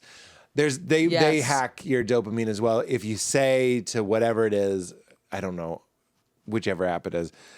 I was trying to say Tinder, but I worry that means Grindr. It's Tinder. Let's say you tell Tinder that you're in a relationship. Okay. It worked. You met somebody. It'll keep telling you who swiped on you and who checked your profile. That's another kind of Viagra. It's another like there are other people that want to have sex with you. So Sure. it's hacking into your sort of like crop dusting. Because what was missing from humanity was not enough choices.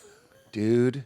Well, that's one of my favorite studies. I've quoted this many times, but they give 15 people a painting, and I should have made it 16. And 8 of them, they give them the option of returning the painting and exchanging it. And the other 8 of them, they have to just keep the one painting. Right. The happiness with the painting That's right. is through the roof. It's like Right. 5x on the people that just picked a painting. That's right. So no Viagra and no cologne. And also, why this are you is- pretending you smell like a fucking cedar sauna?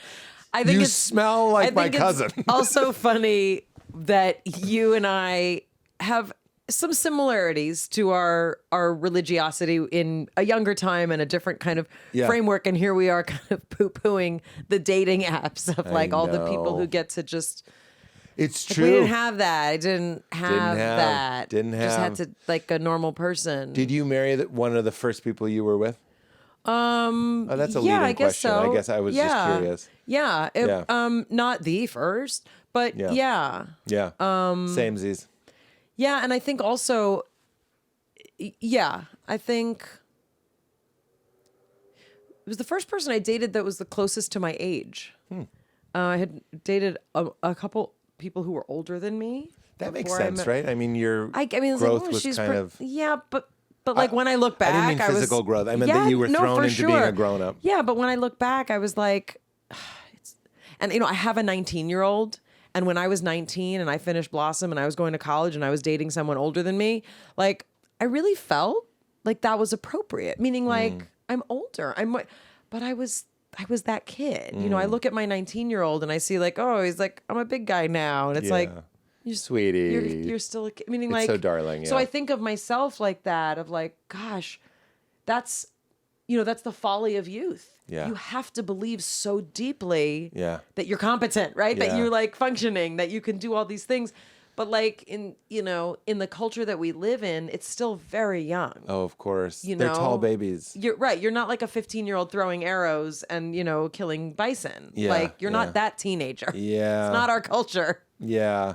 It's kind of like, I feel like being in show business is like being a Manhattan kid. Like you're a grown up in some ways. Yeah. You can take the subway all the way to Coney Island by yourself. Good for you. But like in other ways, you're still a friggin' dope. Correct. Right?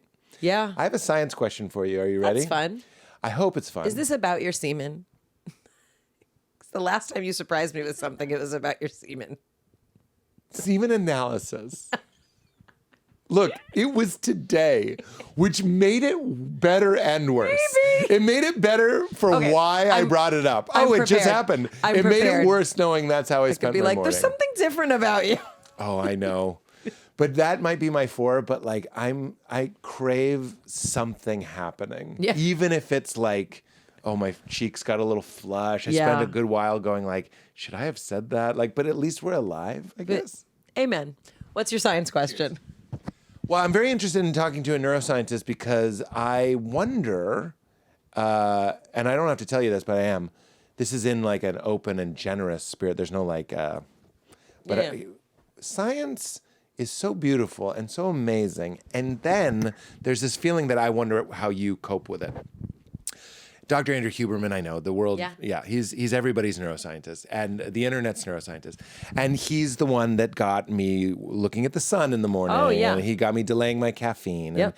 And all these things that I really enjoy. He knows a lot of things. He knows a lot of things. I take Apigen and magnesium and L-theanine to sleep. Yep. That's the Huberman cocktail, and all that stuff works. It's great. There's no shade here. What I found interesting was my YouTube, which knew that I was watching some Huberman videos, then got another video from another neuroscientist on the internet, another, that's had a lot of views. He seemed legit. And he did a study to try and disprove the you need to delay your caffeine intake thing, which of course I was interested. I'm incentivized. Mm-hmm. I have a bias. I want that to be true because I'd like to have my coffee earlier. Got it. So I watched it. And a person like you is going to want these details. I don't have them. Okay. But he had a control of 150 people. Yep. It was his staff. He said, we're going to, some of you are going to delay it. Some of you are not going to delay it, meaning you're going to have your caffeine right away. The rest are going to follow the Huberman protocol of waiting 90 minutes. And then we're going to test your midday fatigue. Okay. Right? And that came down to an aptitude test or Yes, something like okay. that. That's how they did it. And now I don't have to tell you this. This is your life. I'm watching it going like, this isn't good. It doesn't hold up to scrutiny. You can prove that it's accurate with this. And I just feel the humanity of it. Like I feel great. You know you're being tested. You want to prove that he's wrong. Yeah. It'll be a better video. Yep. And then you take an aptitude test. Like, you just see how life is so, let me really make it very simple. Life is so amorphous and complicated, and there are all these psychological and subconscious factors that are constantly at play. And while I applaud this guy for trying to disprove it, at the end when he was like, so we've disproven it, I'm like, bullshit. He didn't prove it. You didn't disprove it. Nothing's happened. Right. All we have is a likelihood that maybe you should... All you can get is maybe you should try delaying your caffeine and seeing how you feel. But even you're a bad narrator for your own experience. Would you just address that uncertainty of all life and how you deal with that as a scientist? Bro, you just asked me to analyze the uncertainty of all of life as a neuroscientist. How do you cope with it? Do you just put it to one side? I mean, I didn't expect this question, just like I didn't expect the other thing that happened about that. Don't say it! I won't, but it's very interesting. I mean, I want to know so many things about this question for you. So, I mean, the philosophical answer is exactly what you said. Like, we don't really know Right. with any particular certainty what to do, Right. as humans. And the mind wants to make sense of things because that's what it does. That's what it does. Yeah. It doesn't assess intuitive feelings. It doesn't assess transcendental connections. Like meaning it experiences all those things, but the job of the mind is to make sense of things and to find things that align. Yeah. And also, I do believe we're governed, by pleasure principle to some extent, right? We want to seek the things that bring pleasure and we want to avoid the things that don't, right? Like very basic. The kind of court of public science opinion in some ways is amazing because it brings information to people in ways that can be very empowering and educational. There's a democratization, of health that's happened because of people like Huberman, because of people bringing these things. And, Andrew Weil's been doing it. It's like the number of people who do this. It's so significant, and people ultimately want to hear what they want to hear. Yeah. That's and right. There's so many ways that this kind of science information is used to create conversations that don't need to happen. So when you talk about the scrolling, like getting lost for 90 minutes, a lot of this stuff for me is just an extension of that. It's entertainment.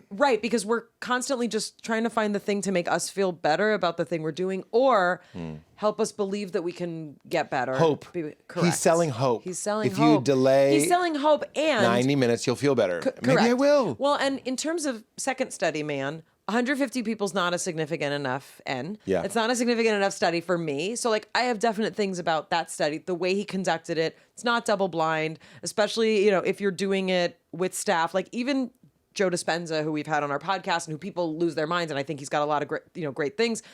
A lot of Joe Dispenza's studies also, they're very inside sports, and so you're kind of like generating data. So anyway, that's sort of my concern with second study. But in terms of the Huberman stuff, like it's also okay to trust people about certain right. Like it's okay. Well, that's why it's benign in the end of the day. Correct. Yeah. And look, my personal, my personal sort of perspective on this is like what scares me about people like Huberman, and I'm friends with him, so like this is not, what scares me about people but what scares me about Valerie knows what shipped means. What scares me about that kind of information is that people think that it's always going to work. Right. And that even it's always going to work for you, and it's chasing the drag. It's like literally, it's chasing the dragon. Yeah. Because if you have something happen in your life that is going to disrupt your sleep, no amount of magnesium, L-theanine, and that's right. sunlight is going to pierce through that. That's because right. we are complicated beings. Yes. And we're the only beings like us.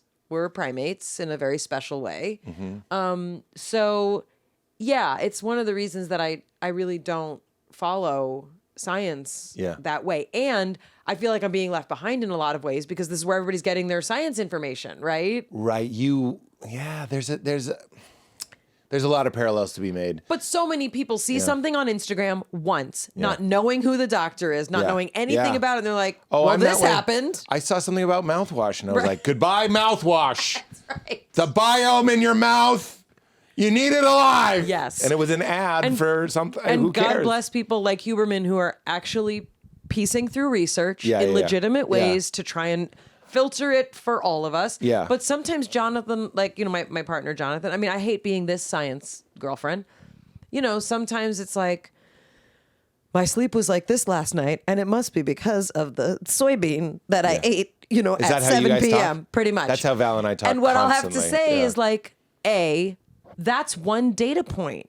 And this is the problem is like we all want to make conclusions based on one data point. Yeah. Your life is the data set. I know. Your life's the Well, freaking you're hearing this me perfectly. ring you're getting, it's a small data set. The full data set is like trauma, birth, spiritual experience. That's your data set. Like you're living your data set. And it's overwhelming. Yes. And would rather, Well, and that's have an ice cream. And that's because we're raised to be human beings. We're raised to be human doings and not human beings. Yeah. And that's like, just to like bring it all home, that's where like in cultures where there is a spiritual solution built into the education system and the consciousness, which many of us are trying to learn as adults, that allows you to pull back. For sure. And not be so attached.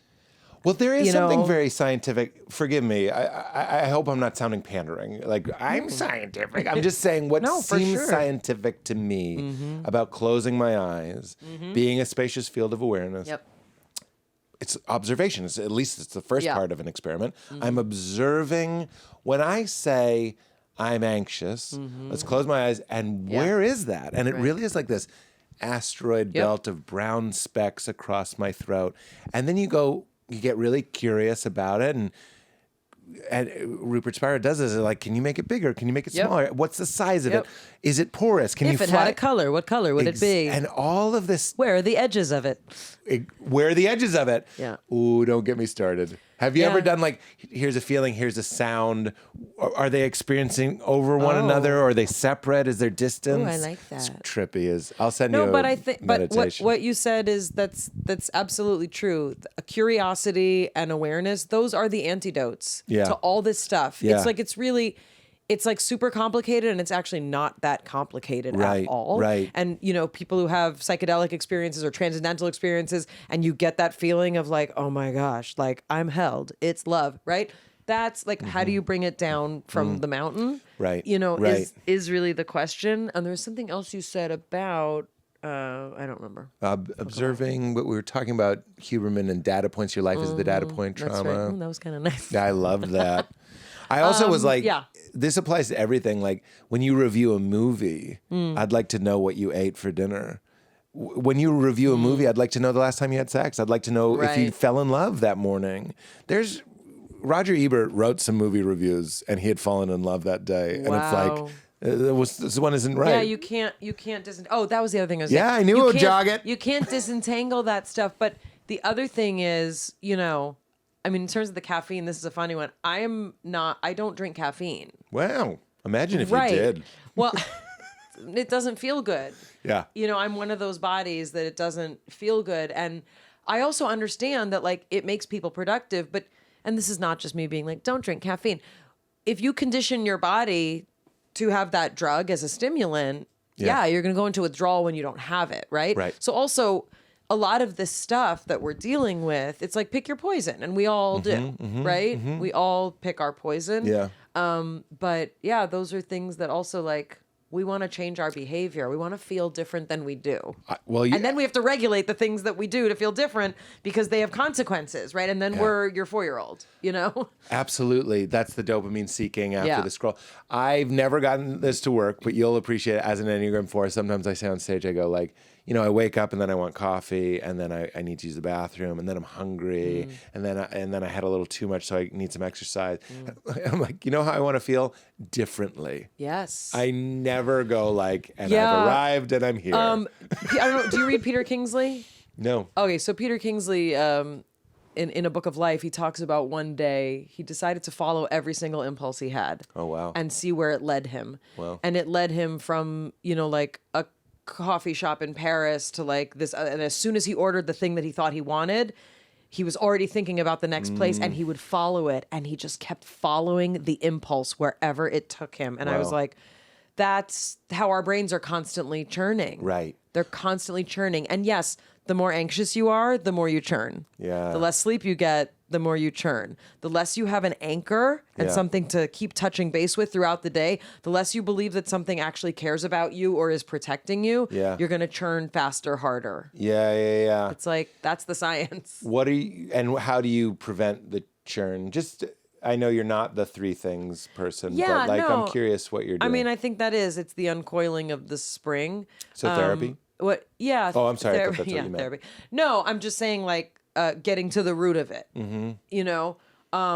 So for me, it's been therapy, being open to different kinds of therapy, meaning psychoanalysis is not the only thing people talk about. There's somatic therapy, there's craniosacral therapy, there's movement therapy, all these different, like being open to that expansion. And we both started doing internal family systems. Internal family systems is a component, yes, of the therapy that I participate in. Yeah.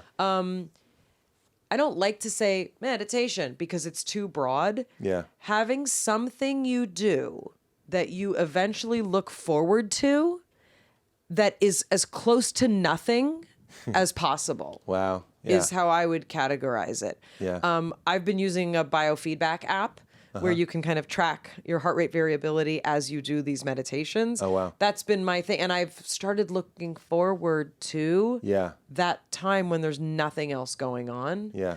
So that's a big one. I did one of those. Does it like make a little bird chirp when you reached a certain state? Oh, in your yeah. I mean, I brain? think they're probably similar. Mine's a Yeah. little chime thing. Yeah. But yeah. Then you get really excited that you get the chime. I turned it off because Yeah. I was too attached to the outcome. And so that's part of it. So yeah, therapy, something like meditation. And, you know, for me, doing less. Yeah. I think that we all think we have to do a lot of things. I'm astounded at the number of people who have coffees with people they don't want to, go to dinners with people they really don't want to, Yeah. go on vacation, get married to people that stay with people they really don't want to. Yeah. Like that for me, and I'm not advocating for like Ayn Rand being like, fuck everybody and see what happens. But Right. what if we all had an accurate understanding of what we actually wanted to participate in and then did those things? Well, that's the curiosity. Yeah. I think people don't really know what I think people are terrified. want to do and feel and because it's terrifying. It is terrifying. But yeah, I think as much as you can break out of the system, whatever that looks like, you know, if it's the system of I must have dinner with my mother every 3 days, you know, like whatever it is, you may have to examine that and be curious about it. Yeah. And like, what if you actually did what was healthy for you? Well, that's what like, internal family system mind-blowing says, for me. Which part of you like, is telling you have to. A pretty benign example is if my father texts me, I feel like I have about 1 minute to reply. This is why texting for me is like the downfall of my social interactions. You can't do it. Wait, do you hate it? I do. I hate it. I hate it. I spent like no one understands this. It makes me so I crazy. hate it. I go, what do I work for you? I've tried to What is switch. this? I've tried to switch to emails, but like then that's the thing. And then I'm like, if I wouldn't pick up the phone and talk to this person, why am I having like? And it's me. I'm like pouring out my life story to someone like I haven't seen in 3 years who texted me, and I'm like, it's this format of communication that is my problem. Yeah. It lends I'm itself. over attached to the outcome. It's just the AIM. timing. Remember AIM? It's just AIM on our phones. Yeah. Remember? You just be like an idiot. That's what we're doing all day. And I feel like this supreme obligation to answer. Yeah. It's really it's not good for me. It's not good for the other people either. Well, that's the other thing is like, and then I'm How sending many them times a has text. someone died and you didn't know because you didn't read the text? Never. More than twice. Really? Wait. Tell me you have too many texts without telling me you have too many texts. 2 people I've were known dead. Possibly 3 people were telling me that there was a death, and the mass of texts was too much that like in one case it got buried. It had been months. Buried. 2 things were buried. That is You're the rough. worst. I know. That is the worst. But I'm saying like that's a level. Yeah. No, And then I had to be like, I am, me. and also like to have that person think that you're not lying. Like I was like, you don't understand, and then you don't want to make it about me. Somebody died, but I'm like, I literally did not read the text. Like I don't want people thinking I read the text and ignored that someone died. Horrible. But I go on Instagram and again, I see the memes and the little posts. People know this feeling when there's a group text going and you get overwhelmed and you finally open it. And you're like Indiana Jones with the maps. You're like, okay. What did I miss? And then sometimes you get to the bottom and people are like, never mind, disregard. And you're like, Jesus Christ. I was recently on a huge thread for something for my son's school. We had exchange students staying with us from Israel. And so all the parents, and if you missed 10 minutes. Yeah. The plans were changed 4 times, and you'd be at lifeguard station 14, and no one would be there because the thread had the plans changed. Yeah. Like, don't blink. I can't handle it. I remember Natasha Leggero did the podcast recently, and she was like, "You don't like texting with your friends?" And I was like, It's so hard. It's very hard. "Yeah, but to your point, if I am texting you, you know I'm having like somehow I regulated myself. I am ripping through emails. No, and that's the thing. When I realized that you can put an app on your laptop so that you can type into but only with people who have Apple phones, which is most people. But I'm the person who like I'll get tendinitis from texting too much, and then I'll switch to voice text, and then I will start straining my vocal like that again. How many ways can God tell me? Shut the fuck up. Shut the fuck up. Be still. Stop. Be still and know that your phone Correct. is on airplane mode. That's right. As it says in the Talmud. Yes. There's so many things I want to talk about. We're almost out of respect for your time. I could talk to you forever. She made a signal 3 hours ago and we're still going. I don't know what that signal was. Maybe that was just like, I gotta pee. Oh, you were early. So we're at 90 minutes. You're a square on Blossom. We're going back just to your life, though. Yes. You're a square on Blossom. Square? Yeah, you're a dork. Which I just found out means whale penis. Did you know? You knew. I didn't know that. I just found out. A dork is did you know? Schmuck also means penis in Yiddish. Schmuck is the part of the foreskin that you cut off. The I didn't moil know removes the schmuck. Oh, I didn't know that. From the Schmeckle. schmeckle. Yeah, I was looking for it. Thank you. That. But okay, so a dork is a whale dick. Didn't know that. Didn't know. How did we go so long without knowing that? It's quite filthy. And it's on like family. I wouldn't call someone a dork now. Yeah, I know. You dork. Yikes.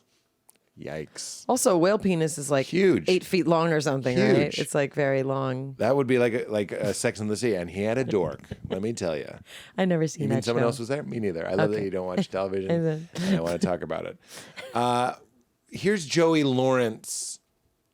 Is this the counterpart to your experience? Is this the other side? I mean, Joey was raised in the industry by very meticulous parents, kind of similar to mine. Oh, really? So there was a real sweetness to him and a real kind of innocence to him. Yeah, like his character. Yeah, like I remember I think one Halloween, if not more, like we just hung out together because like our parents wouldn't let us like go out trick or treating because like famous children shouldn't trick or treat. So no, there was a real sweetness. Attention. No, there was a real sweetness. That's right. There was a real sweetness to him.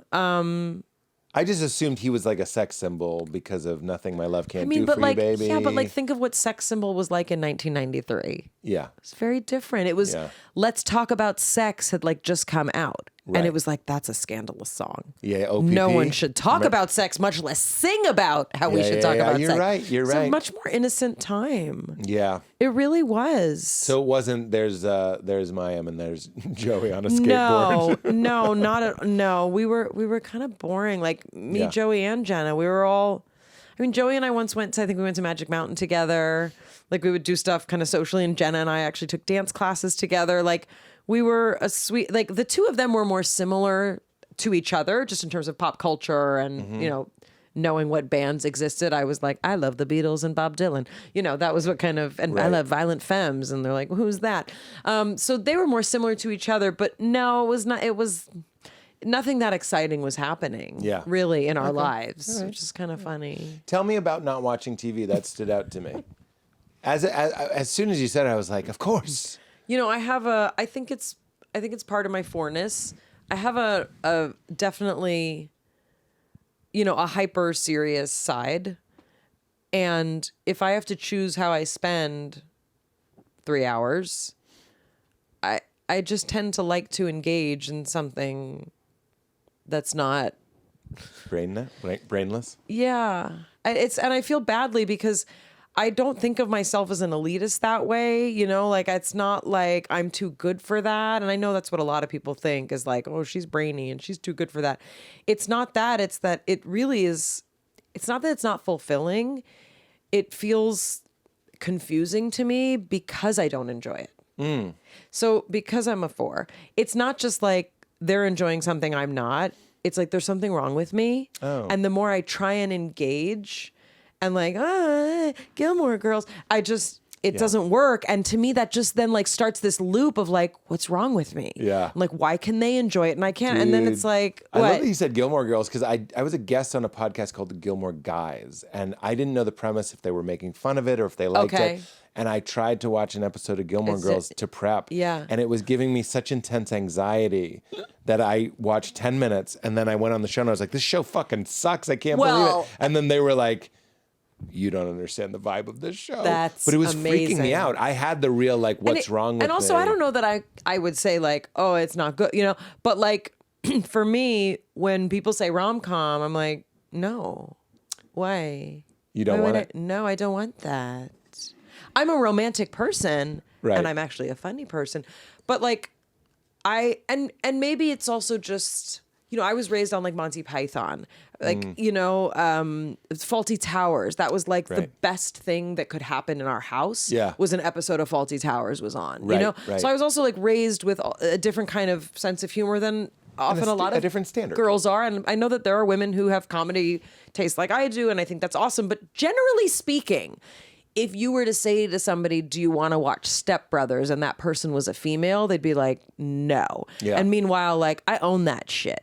Like, I want to watch that. You want to watch Step Brothers? I love Step Brothers. I was going to say, I thought we just parted love ways. it. No, I and love like Step Brothers, too. of course I do. No, I mean, like, to me, and I'm not saying like I defend every joke. And it's like, I like to see testicles. I'm not saying, but Fake generally, testicles. fake, which is funny to me too. I was thinking about that on the drive home yesterday. I don't know why. That movie in particular, that scene. Because they're the perfect amount of fake. They're fake exactly, enough that you know they're fake. Right, but I was like, that makes it okay. And I was like, they're that's real so enough funny. to know. Right, but I was just thinking about like, what were the production conversations about that? But anyway, like if that's your sense of humor, of course, you know, Sex and the City is not really going to be your vibe. Yeah. So it could just be that like I'm just a different kind of person, and that's okay. But a lot of it is foreignness. Also, there's a streak of differentness. Yeah, you know, must be different. Yeah. And I do think, and I believe in this, that if you have, let's say, an over-identification with one parent, a lot of your likes and interests are going to mysteriously be similar to the parent that you over-identify with. So like a lot of my dad's artistic taste, like, you know, and I wonder, gosh, was that a connection point that got so ingrained in me, right? We like this, we don't like this, right? Because he hated rom-coms, right? And my mom was always like, why can't we just watch something, Barry, and have a good time? You know, and I was like, oh, that sounds familiar. So I wonder how much of that, like my dad loved boxing. Yeah. I was like, I love boxing. And then finally I got older and I was like, I don't like watching people hurt each other. I was like, but I always thought I like boxing. Wow. But certain things stand the test of time. When I'm alone, I watch Lord of the Rings and Gladiator. Yeah. When nobody's around and I don't need to please anyone, that's my jam, you know? So just like a different sensibility. Excited for the seek? What'd you say? Gladiator 2. I've been waiting for it. You don't even understand. You didn't know men could build such things? I have been waiting for this sequel. It's like it makes me very emotional. That is my favorite. Gladiator is my absolute favorite movie. And stop. I can't. And just the cast, it's like, it's insane. Very big Ridley Scott fan here. Is he doing the sequel? No, I'm just saying like that genre and like Exodus Gods and Kings, like that's my jam. Okay. Yeah. Okay. And you think the sequel is going to be good? I don't care. You're in. It's going to be perfect because it's the sequel. No, I'm in for the experience. I'm in for the nostalgia. I'm in for the Denzel. Like I'm in for all of it. Yeah. And you know, will I like it as much as Gladiator? It's probably not. It's peak Crow. It's so exciting. I can't explain what's happening. When it comes to the Gladiator 2? I'm so excited. And I keep saying to my kid, it's coming. Are we going? What's happening? Can I go to the premiere? I don't even know if I could handle it. Like I would go dressed as like a Greek princess if I got invited to the premiere. I want to look like that. Like with the high-waisted with the ribbons and the crown.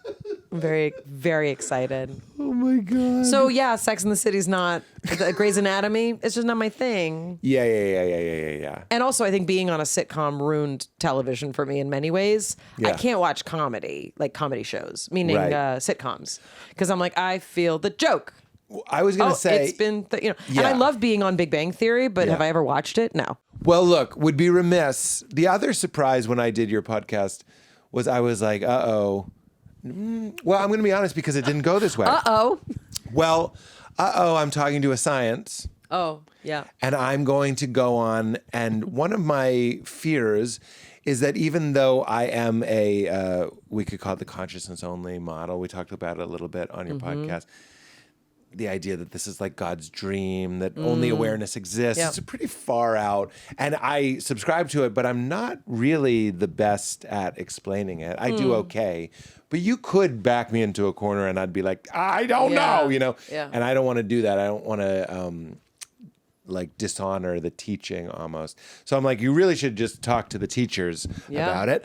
But then I went on your show and it was the warmest hot tub ever. You did great. I appreciate You explained, that. no, I'm sorry. I shouldn't say that. That's not fair. That's like an understatement. You liked it. explained things. Oh. You explained things in a way that felt normal. Good. And approachable and clear, true to your experience, but also universal. I really appreciate that. I mean, I was very impressed just for what I learned from you. On the road of that conversation, it was all green light. So I was kind of, I remember I had Neil deGrasse on my pod and he was making a lot of faces. I'm not saying no shade, Neil, but he was making a lot. He made this face a lot. Yeah, he's an intellectual brain. It's, there's a lot. Yeah. And intellectual brains like making the come on now face. Like, what the fuck are you talking about? No, I feel comfortable with you. In this area? Yeah, no, just in general. Like, even when you talked about the Huberman stuff, I was like, what am I being asked to, defend, explain, or justify? Yeah.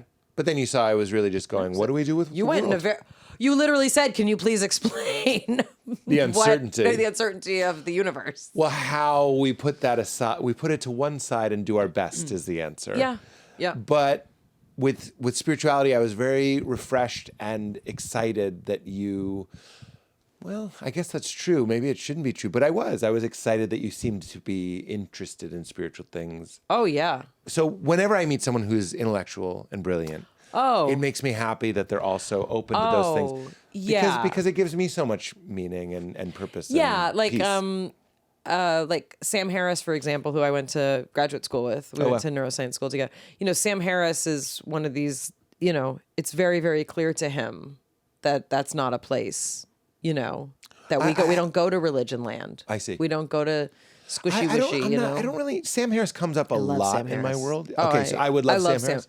Oh yeah, but it's a very different perspective from the way that you and I feel comfortable talking about, like, but God's love. Yeah, right. But I think that there's ways, there are ways to have intellectualism also still be tender. Yeah. And I do. I find Sam, has a lot of tenderness.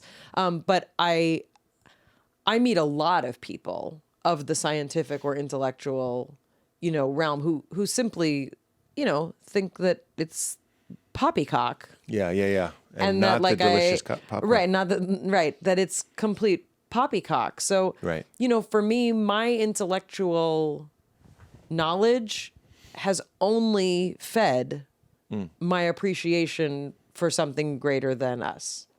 Okay. And my understanding of the God of my understanding has only bolstered my belief that the intellect is the glory of God, which is a Maimonides quote. Like, for me, it's never been a problem. Maimonides? On Netflix? No. Maimonides series, season 1? He's a scholar. Oh, Maimonides is a scholar? Yeah. Never heard of him. Oh. Wow. Well, he said intellect is the glory of God. So, yeah, for me, those things have always existed. Yeah. And I don't feel a need to pick because you don't have to. Yeah, of course not.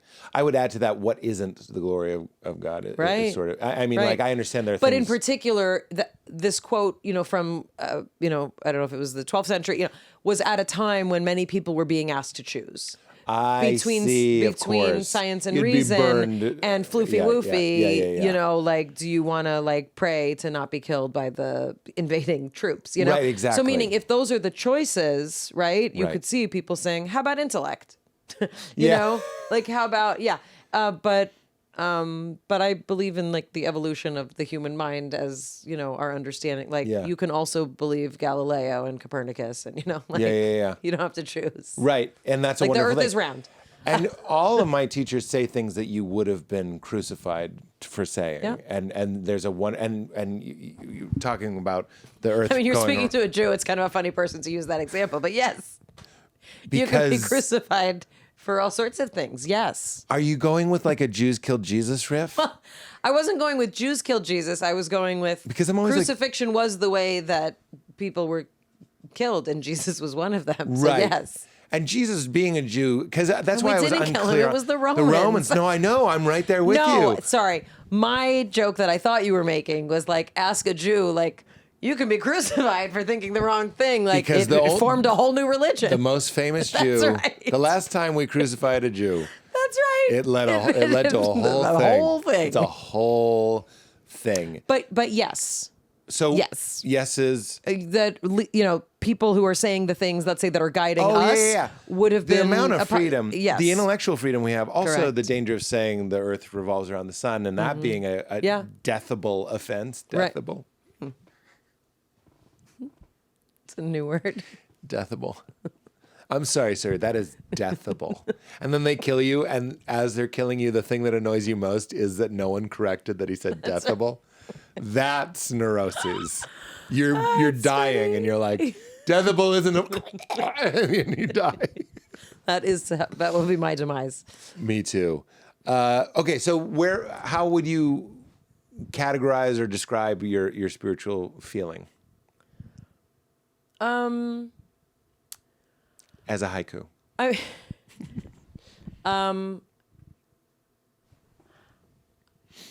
I'm the reason I'm pausing is because, like, I'm not afraid of being a person of religion. I guess I'm also a person of spiritual faith. Do you know what I mean? Mm-hmm. Like, a lot of people feel like I'm not religious, I'm spiritual. Like, I am a person of, like, I believe in the structure of religion. I believe it's also all a fabrication, and it's we're just like creating stuff. But we can focus on the spiritual component of my religious identity, being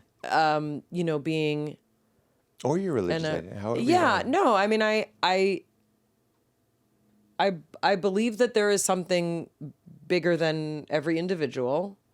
And it's not just a belief, it's like there's a sense of comfort that comes from understanding that there's a unification of our existence that goes beyond state lines, country lines, religious lines, ethnic lines.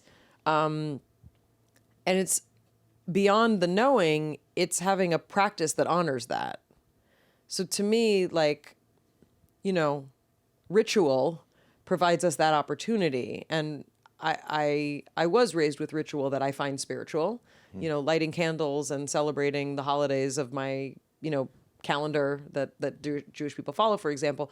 But yeah, for me, it's having an awareness that there is support beyond what my small human mind can try and gather. I do think that there's a plane of existence that is understood in ways that humans can't. I see that in physics, like when I studied physics and my understanding of quantum mechanics and these things. Yeah, to me, there's a divinity to that. And yeah, being in touch with that can come from music. It can come from humor. It most certainly comes from love, because I think that is kind of our source. I mean, it is, or like the source. Like yeah. a transrational. Have you ever played around with that phrase? No. I like it. What is it? It's the way I use it is you're saying it's something like kind of beyond, like there's what we can understand and then there's Yes. something beyond it. Yeah, and it's that's not irrational. yeah, but and a it's lot of these beyond. things. Yeah, and the fact is, for me, like the Kabbalistic traditions have a lot in common with mystical traditions of many, many peoples. Yeah. So I find commonality when I learn about indigenous tribes in Central and South America, or I learn about, Indian traditions or Eastern traditions beyond India. There's a lot in common. And to me, that's not a coincidence, because before there was the internet, all of these communities all over the world were having ecstatic experiences Right. that are very, very similar in essence. Yes. And in some case, when you talk about plant medicine and stuff, there's a lot of similarities of what the human brain Yep. and mind and body will conjure. Yep. And it's like we're all having the same dream. Like there's correct. Yeah. And so for me, I lean into the tradition that I was raised in, and there's a lot of beauty for that. But the notion, in mystical Judaism is exactly when you think you know, you don't know. And that kind of notion, it's a mind fuck, I mean, that's not the word the Kabbalists use. But this notion that what if you try to understand that there's something you can't understand?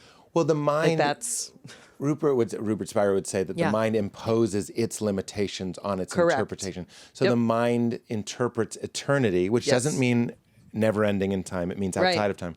It interprets the now as time. Correct. And it interprets, it sees a body and it imposes the limitations of the body onto its own, the self. And when you said the word Yahweh for God, so in Hebrew, so that's actually there's an acronym that we use that we don't even say.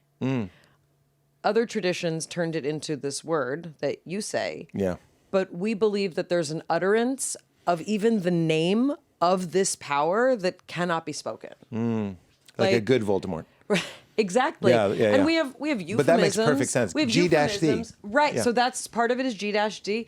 But there's dozens and dozens and dozens of names for God. In Judaism. There's a name for the female, kind of like the Eskimos. Sorry, you're not supposed to say that. Inuits. The Inuits and ice, we have names for God that mean different iterations of the expression. It's what the Sfirot are, if you've ever learned anything about Kabbalah. It's the kind of emanations, right? There's female ones, there's male, there's all sorts of different things.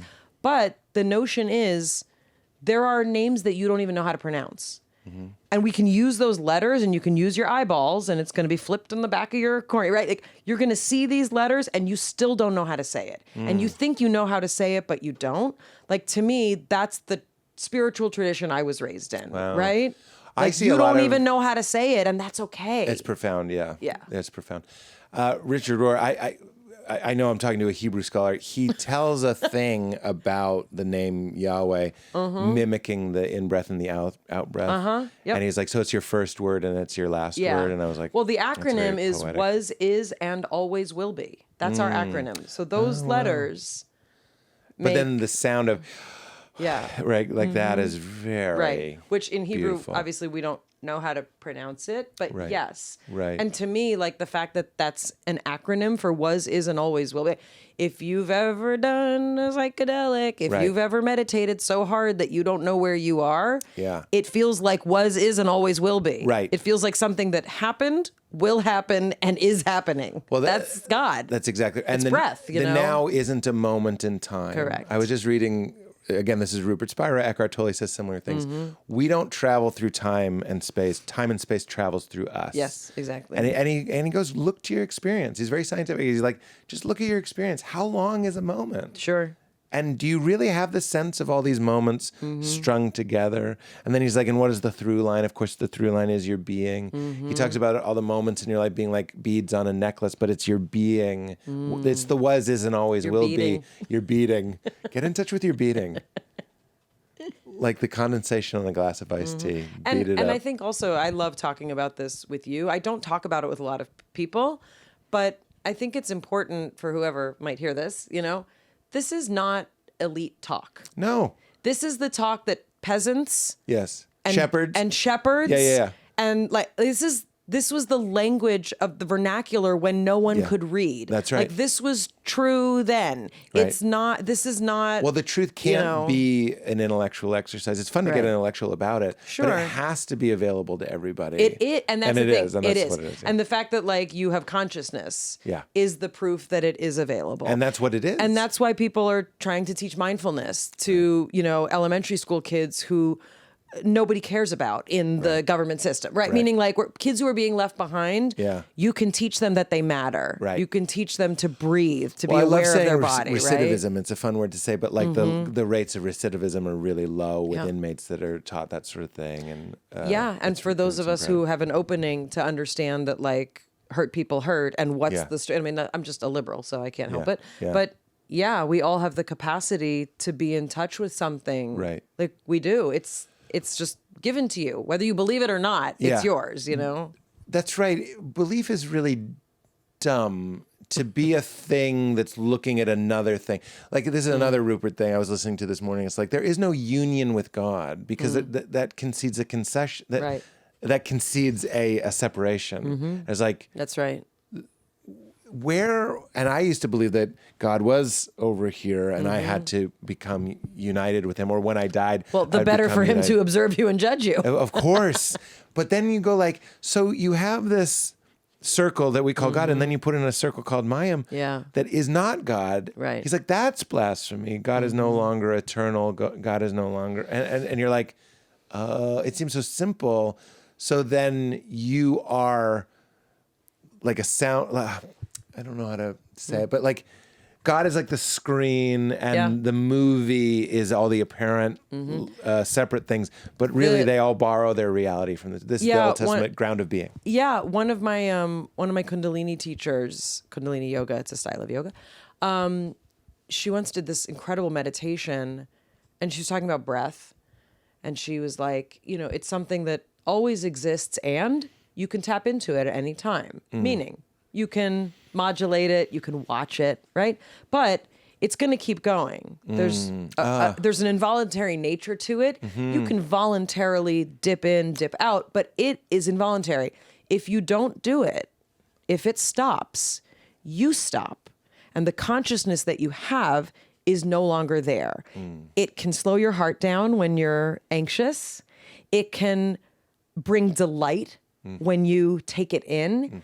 You can catch your breath, you know, when you're feeling something deeply, and it can be a marker of how you are. And then she said, wait for it, isn't that God? And I was like, what? And I went back through everything she said. Wow. It's involuntary, but you can dip in and out of it, right? But it's still going to keep happening. Yeah, that's right. You need it to live. Yeah. If it stops, you will not have consciousness. Yeah. It can be a marker of your mental state. It can help calm you down. It can lift you up. It's an indicator of everything you're processing. She's like, why is that not what you understand about God? Yeah. And I was like, and every time you breathe, right? You can think about it. And it's in you all the time. And the breath is a subtle enough image that it's a great place to put an idea. Correct. Like God. We use like the ocean too, but like the breath is so It's subtle. It's always there. The ocean, if you're landlocked, if you live in the middle of the country, it's a distant dream. Yeah. Right? And you can go in it. Yeah. But to me, I'm like, breath. every time I breathe. And in yogic practice and meditation, what's the first thing they say? Yeah. Look at your breath. Yeah. Like, it's getting in touch with. Anyway, it's just. But really, it is something that's happening that you don't even really have to, you don't have to will it. Correct. But you can elect. It happens when you're sleeping. That's right. And it's the first thing you do. And what am I having trouble with? Breathing when I sleep. You need to get one of those non-bridge I need a conscious. God bridge. That's so funny. It kind of looks like a mezuzah for your nose. It's guarding me. How, Pete? How does it look like a mezuzah? Gee, well, it's a thing. It doesn't. I appreciate the yes hand. I'll go for it. The Cavell end. I don't know. I'm trying to work in something. I loved all of that, and that was wonderful, and I need nothing else. Thank you. Yeah. We've got all we need. Okay. Let me look at this. Any pickups? Old soul. You're an old soul blossom. Joey, not popular. You were in a car accident. We Not didn't need to talk popular. about that. Neuroscientist coffee. That was a pre-planned thing. No TV. You're a 4, internal family systems, attachment parenting, we covered right away. We're not going to talk about veganism other than we both are vegans. And no one wants to hear why. One day you'll just go, I will have the vegan option, and you'll be one of us. And you'll know our burden. I'm trying to do a joke right now. I'm a vegan. It's the worst. And I don't mean it like it's... People still tease us. I know. They think we're funny. I know, but what can you do? I can't make it funny, but the way I go, it's worth it to look down on all of you. And even that is only funny to you. Exactly. Two non-vegs not need a laughing. vegan Wait, audience. Katie, you're a vegan. She's Excuse vegan. Oh, me. everybody. Four vegans. Wait, if we touch pinkies, we open a portal where chickens are freed. Like hundreds Even of the chickens. bees are free. Is that Old Testament? No. Oh. Oh, we're non-honey vegans? Oh. Are you a Some non-honey? of us. I will eat it if it's in something, but I don't cook with it. No. I make a honey cake that has no honey for the Jewish New Year. I mean, the land of milk and honey, you're losing both ways. That is right. And then there's so much going on. I do want to talk about Old Testament stuff, but we'll do it another time. I feel like we need another, that I would would be a love different it. conversation, but Yeah. I'd be very interested. Well, you're welcome. I mean, it's a real love of mine. Yeah.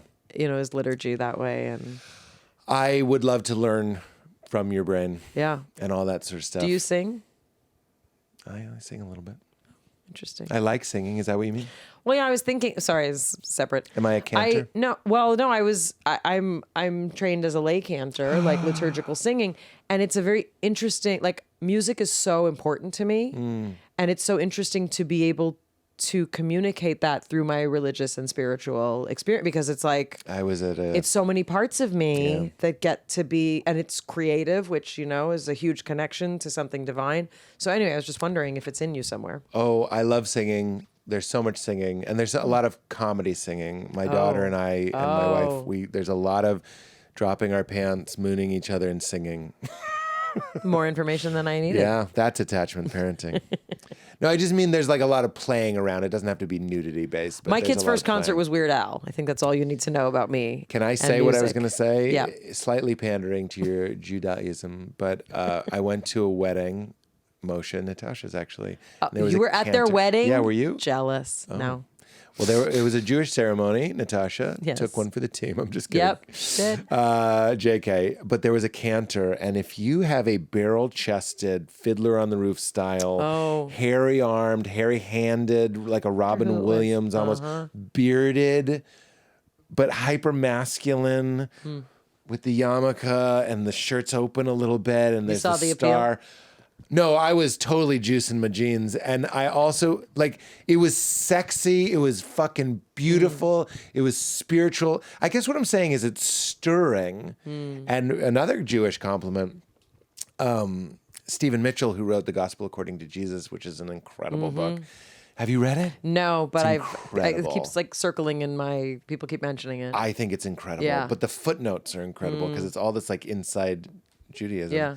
And he said this thing that healed me so much. He was like, in the Jewish tradition, we don't have sex shame. It doesn't make sense. So if a man is seeing a beautiful woman, and he literally writes it, I could cry. He goes, we would say l'chaim. We would say to life. Yeah. That's life. It's the yearning. It's the attraction of itself towards itself. And I was like, oh God, I still need those messages. Yeah. I love it so much. But what I was saying is it specifically, meaning women sing a little bit more freely in our culture. It seems to be more accepted. But when a real he looks like a Street Fighter character from Israel. Yeah. And he's singing loudly, no microphone. I'm just like, "Grr." Yeah. And then you bring in some Alan Watts, how everything, he goes, when you hear a word, it's a wave. It's an up and a down. And you go, the whole thing is there. Yeah. The whole thing is there. In traditional Judaism, women are not supposed to be heard singing. Oh, wow. Among Why? men, like a siren in traditional circles.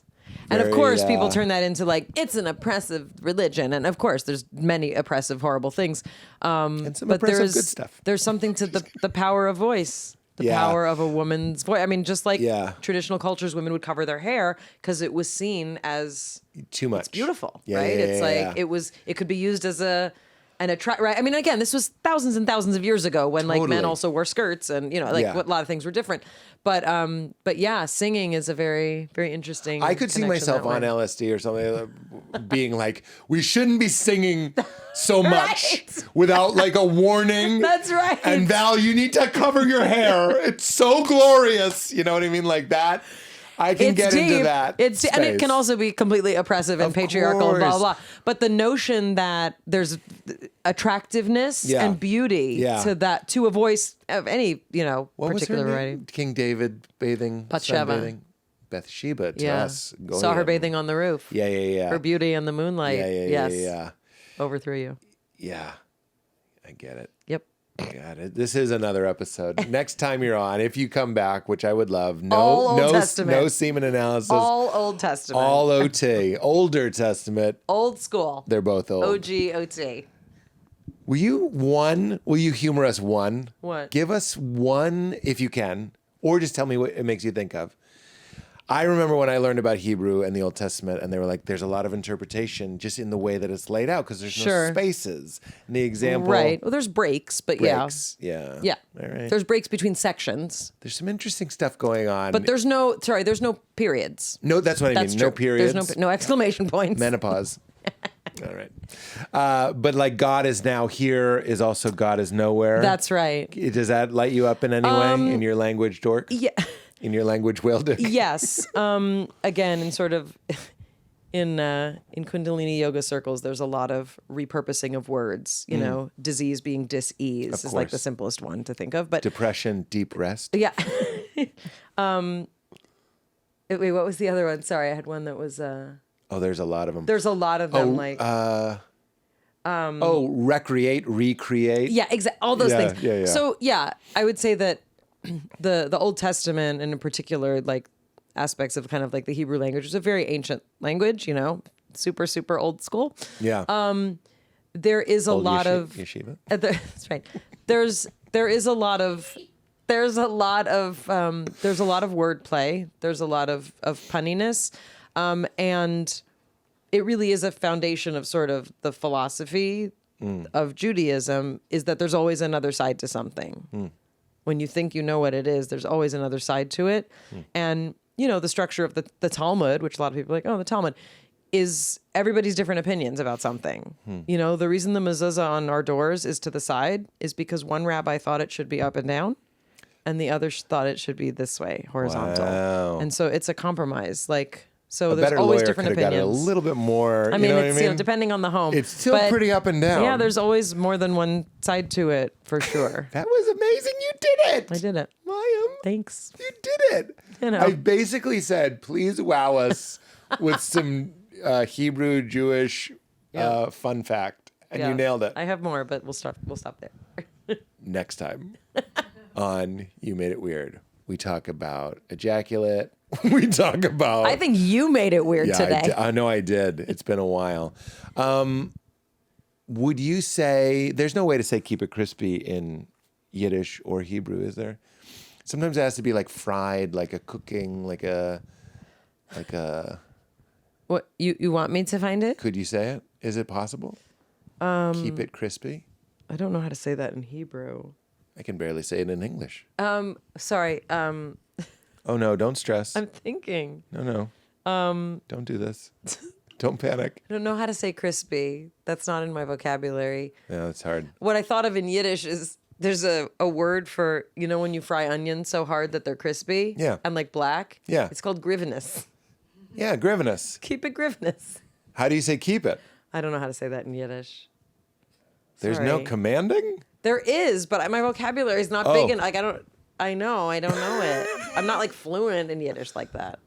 Look, I love it. What was the word again? Grivenous. It sounds like another house in Harry Potter. I'm grivenous. Keep it grivenous. And now would you say keep it crispy? Just for the completionist. Keep it crispy. There it is.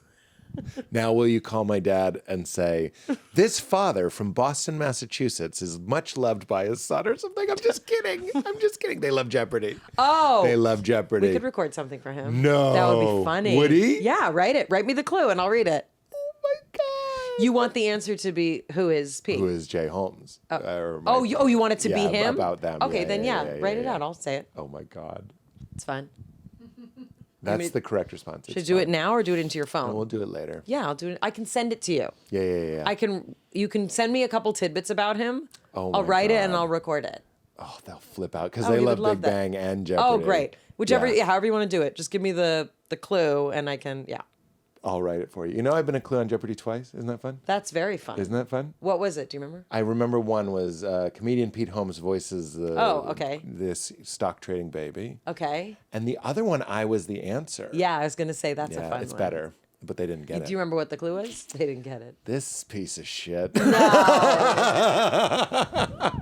they didn't get it. So there's a specific humiliation to the doot, doot, doot. And you're like, God damn it. You could have been like all the other people they guessed. Oh, yeah, that's right. You know, it could have been, who's Jerry Seinfeld? Yeah. Who's, I don't know, name another person. Tom Segura. And then you have to disappointedly go, Who's Pete Holmes? Pete Holmes. You made it weird. You made it weird. You made it weird. Oh yeah.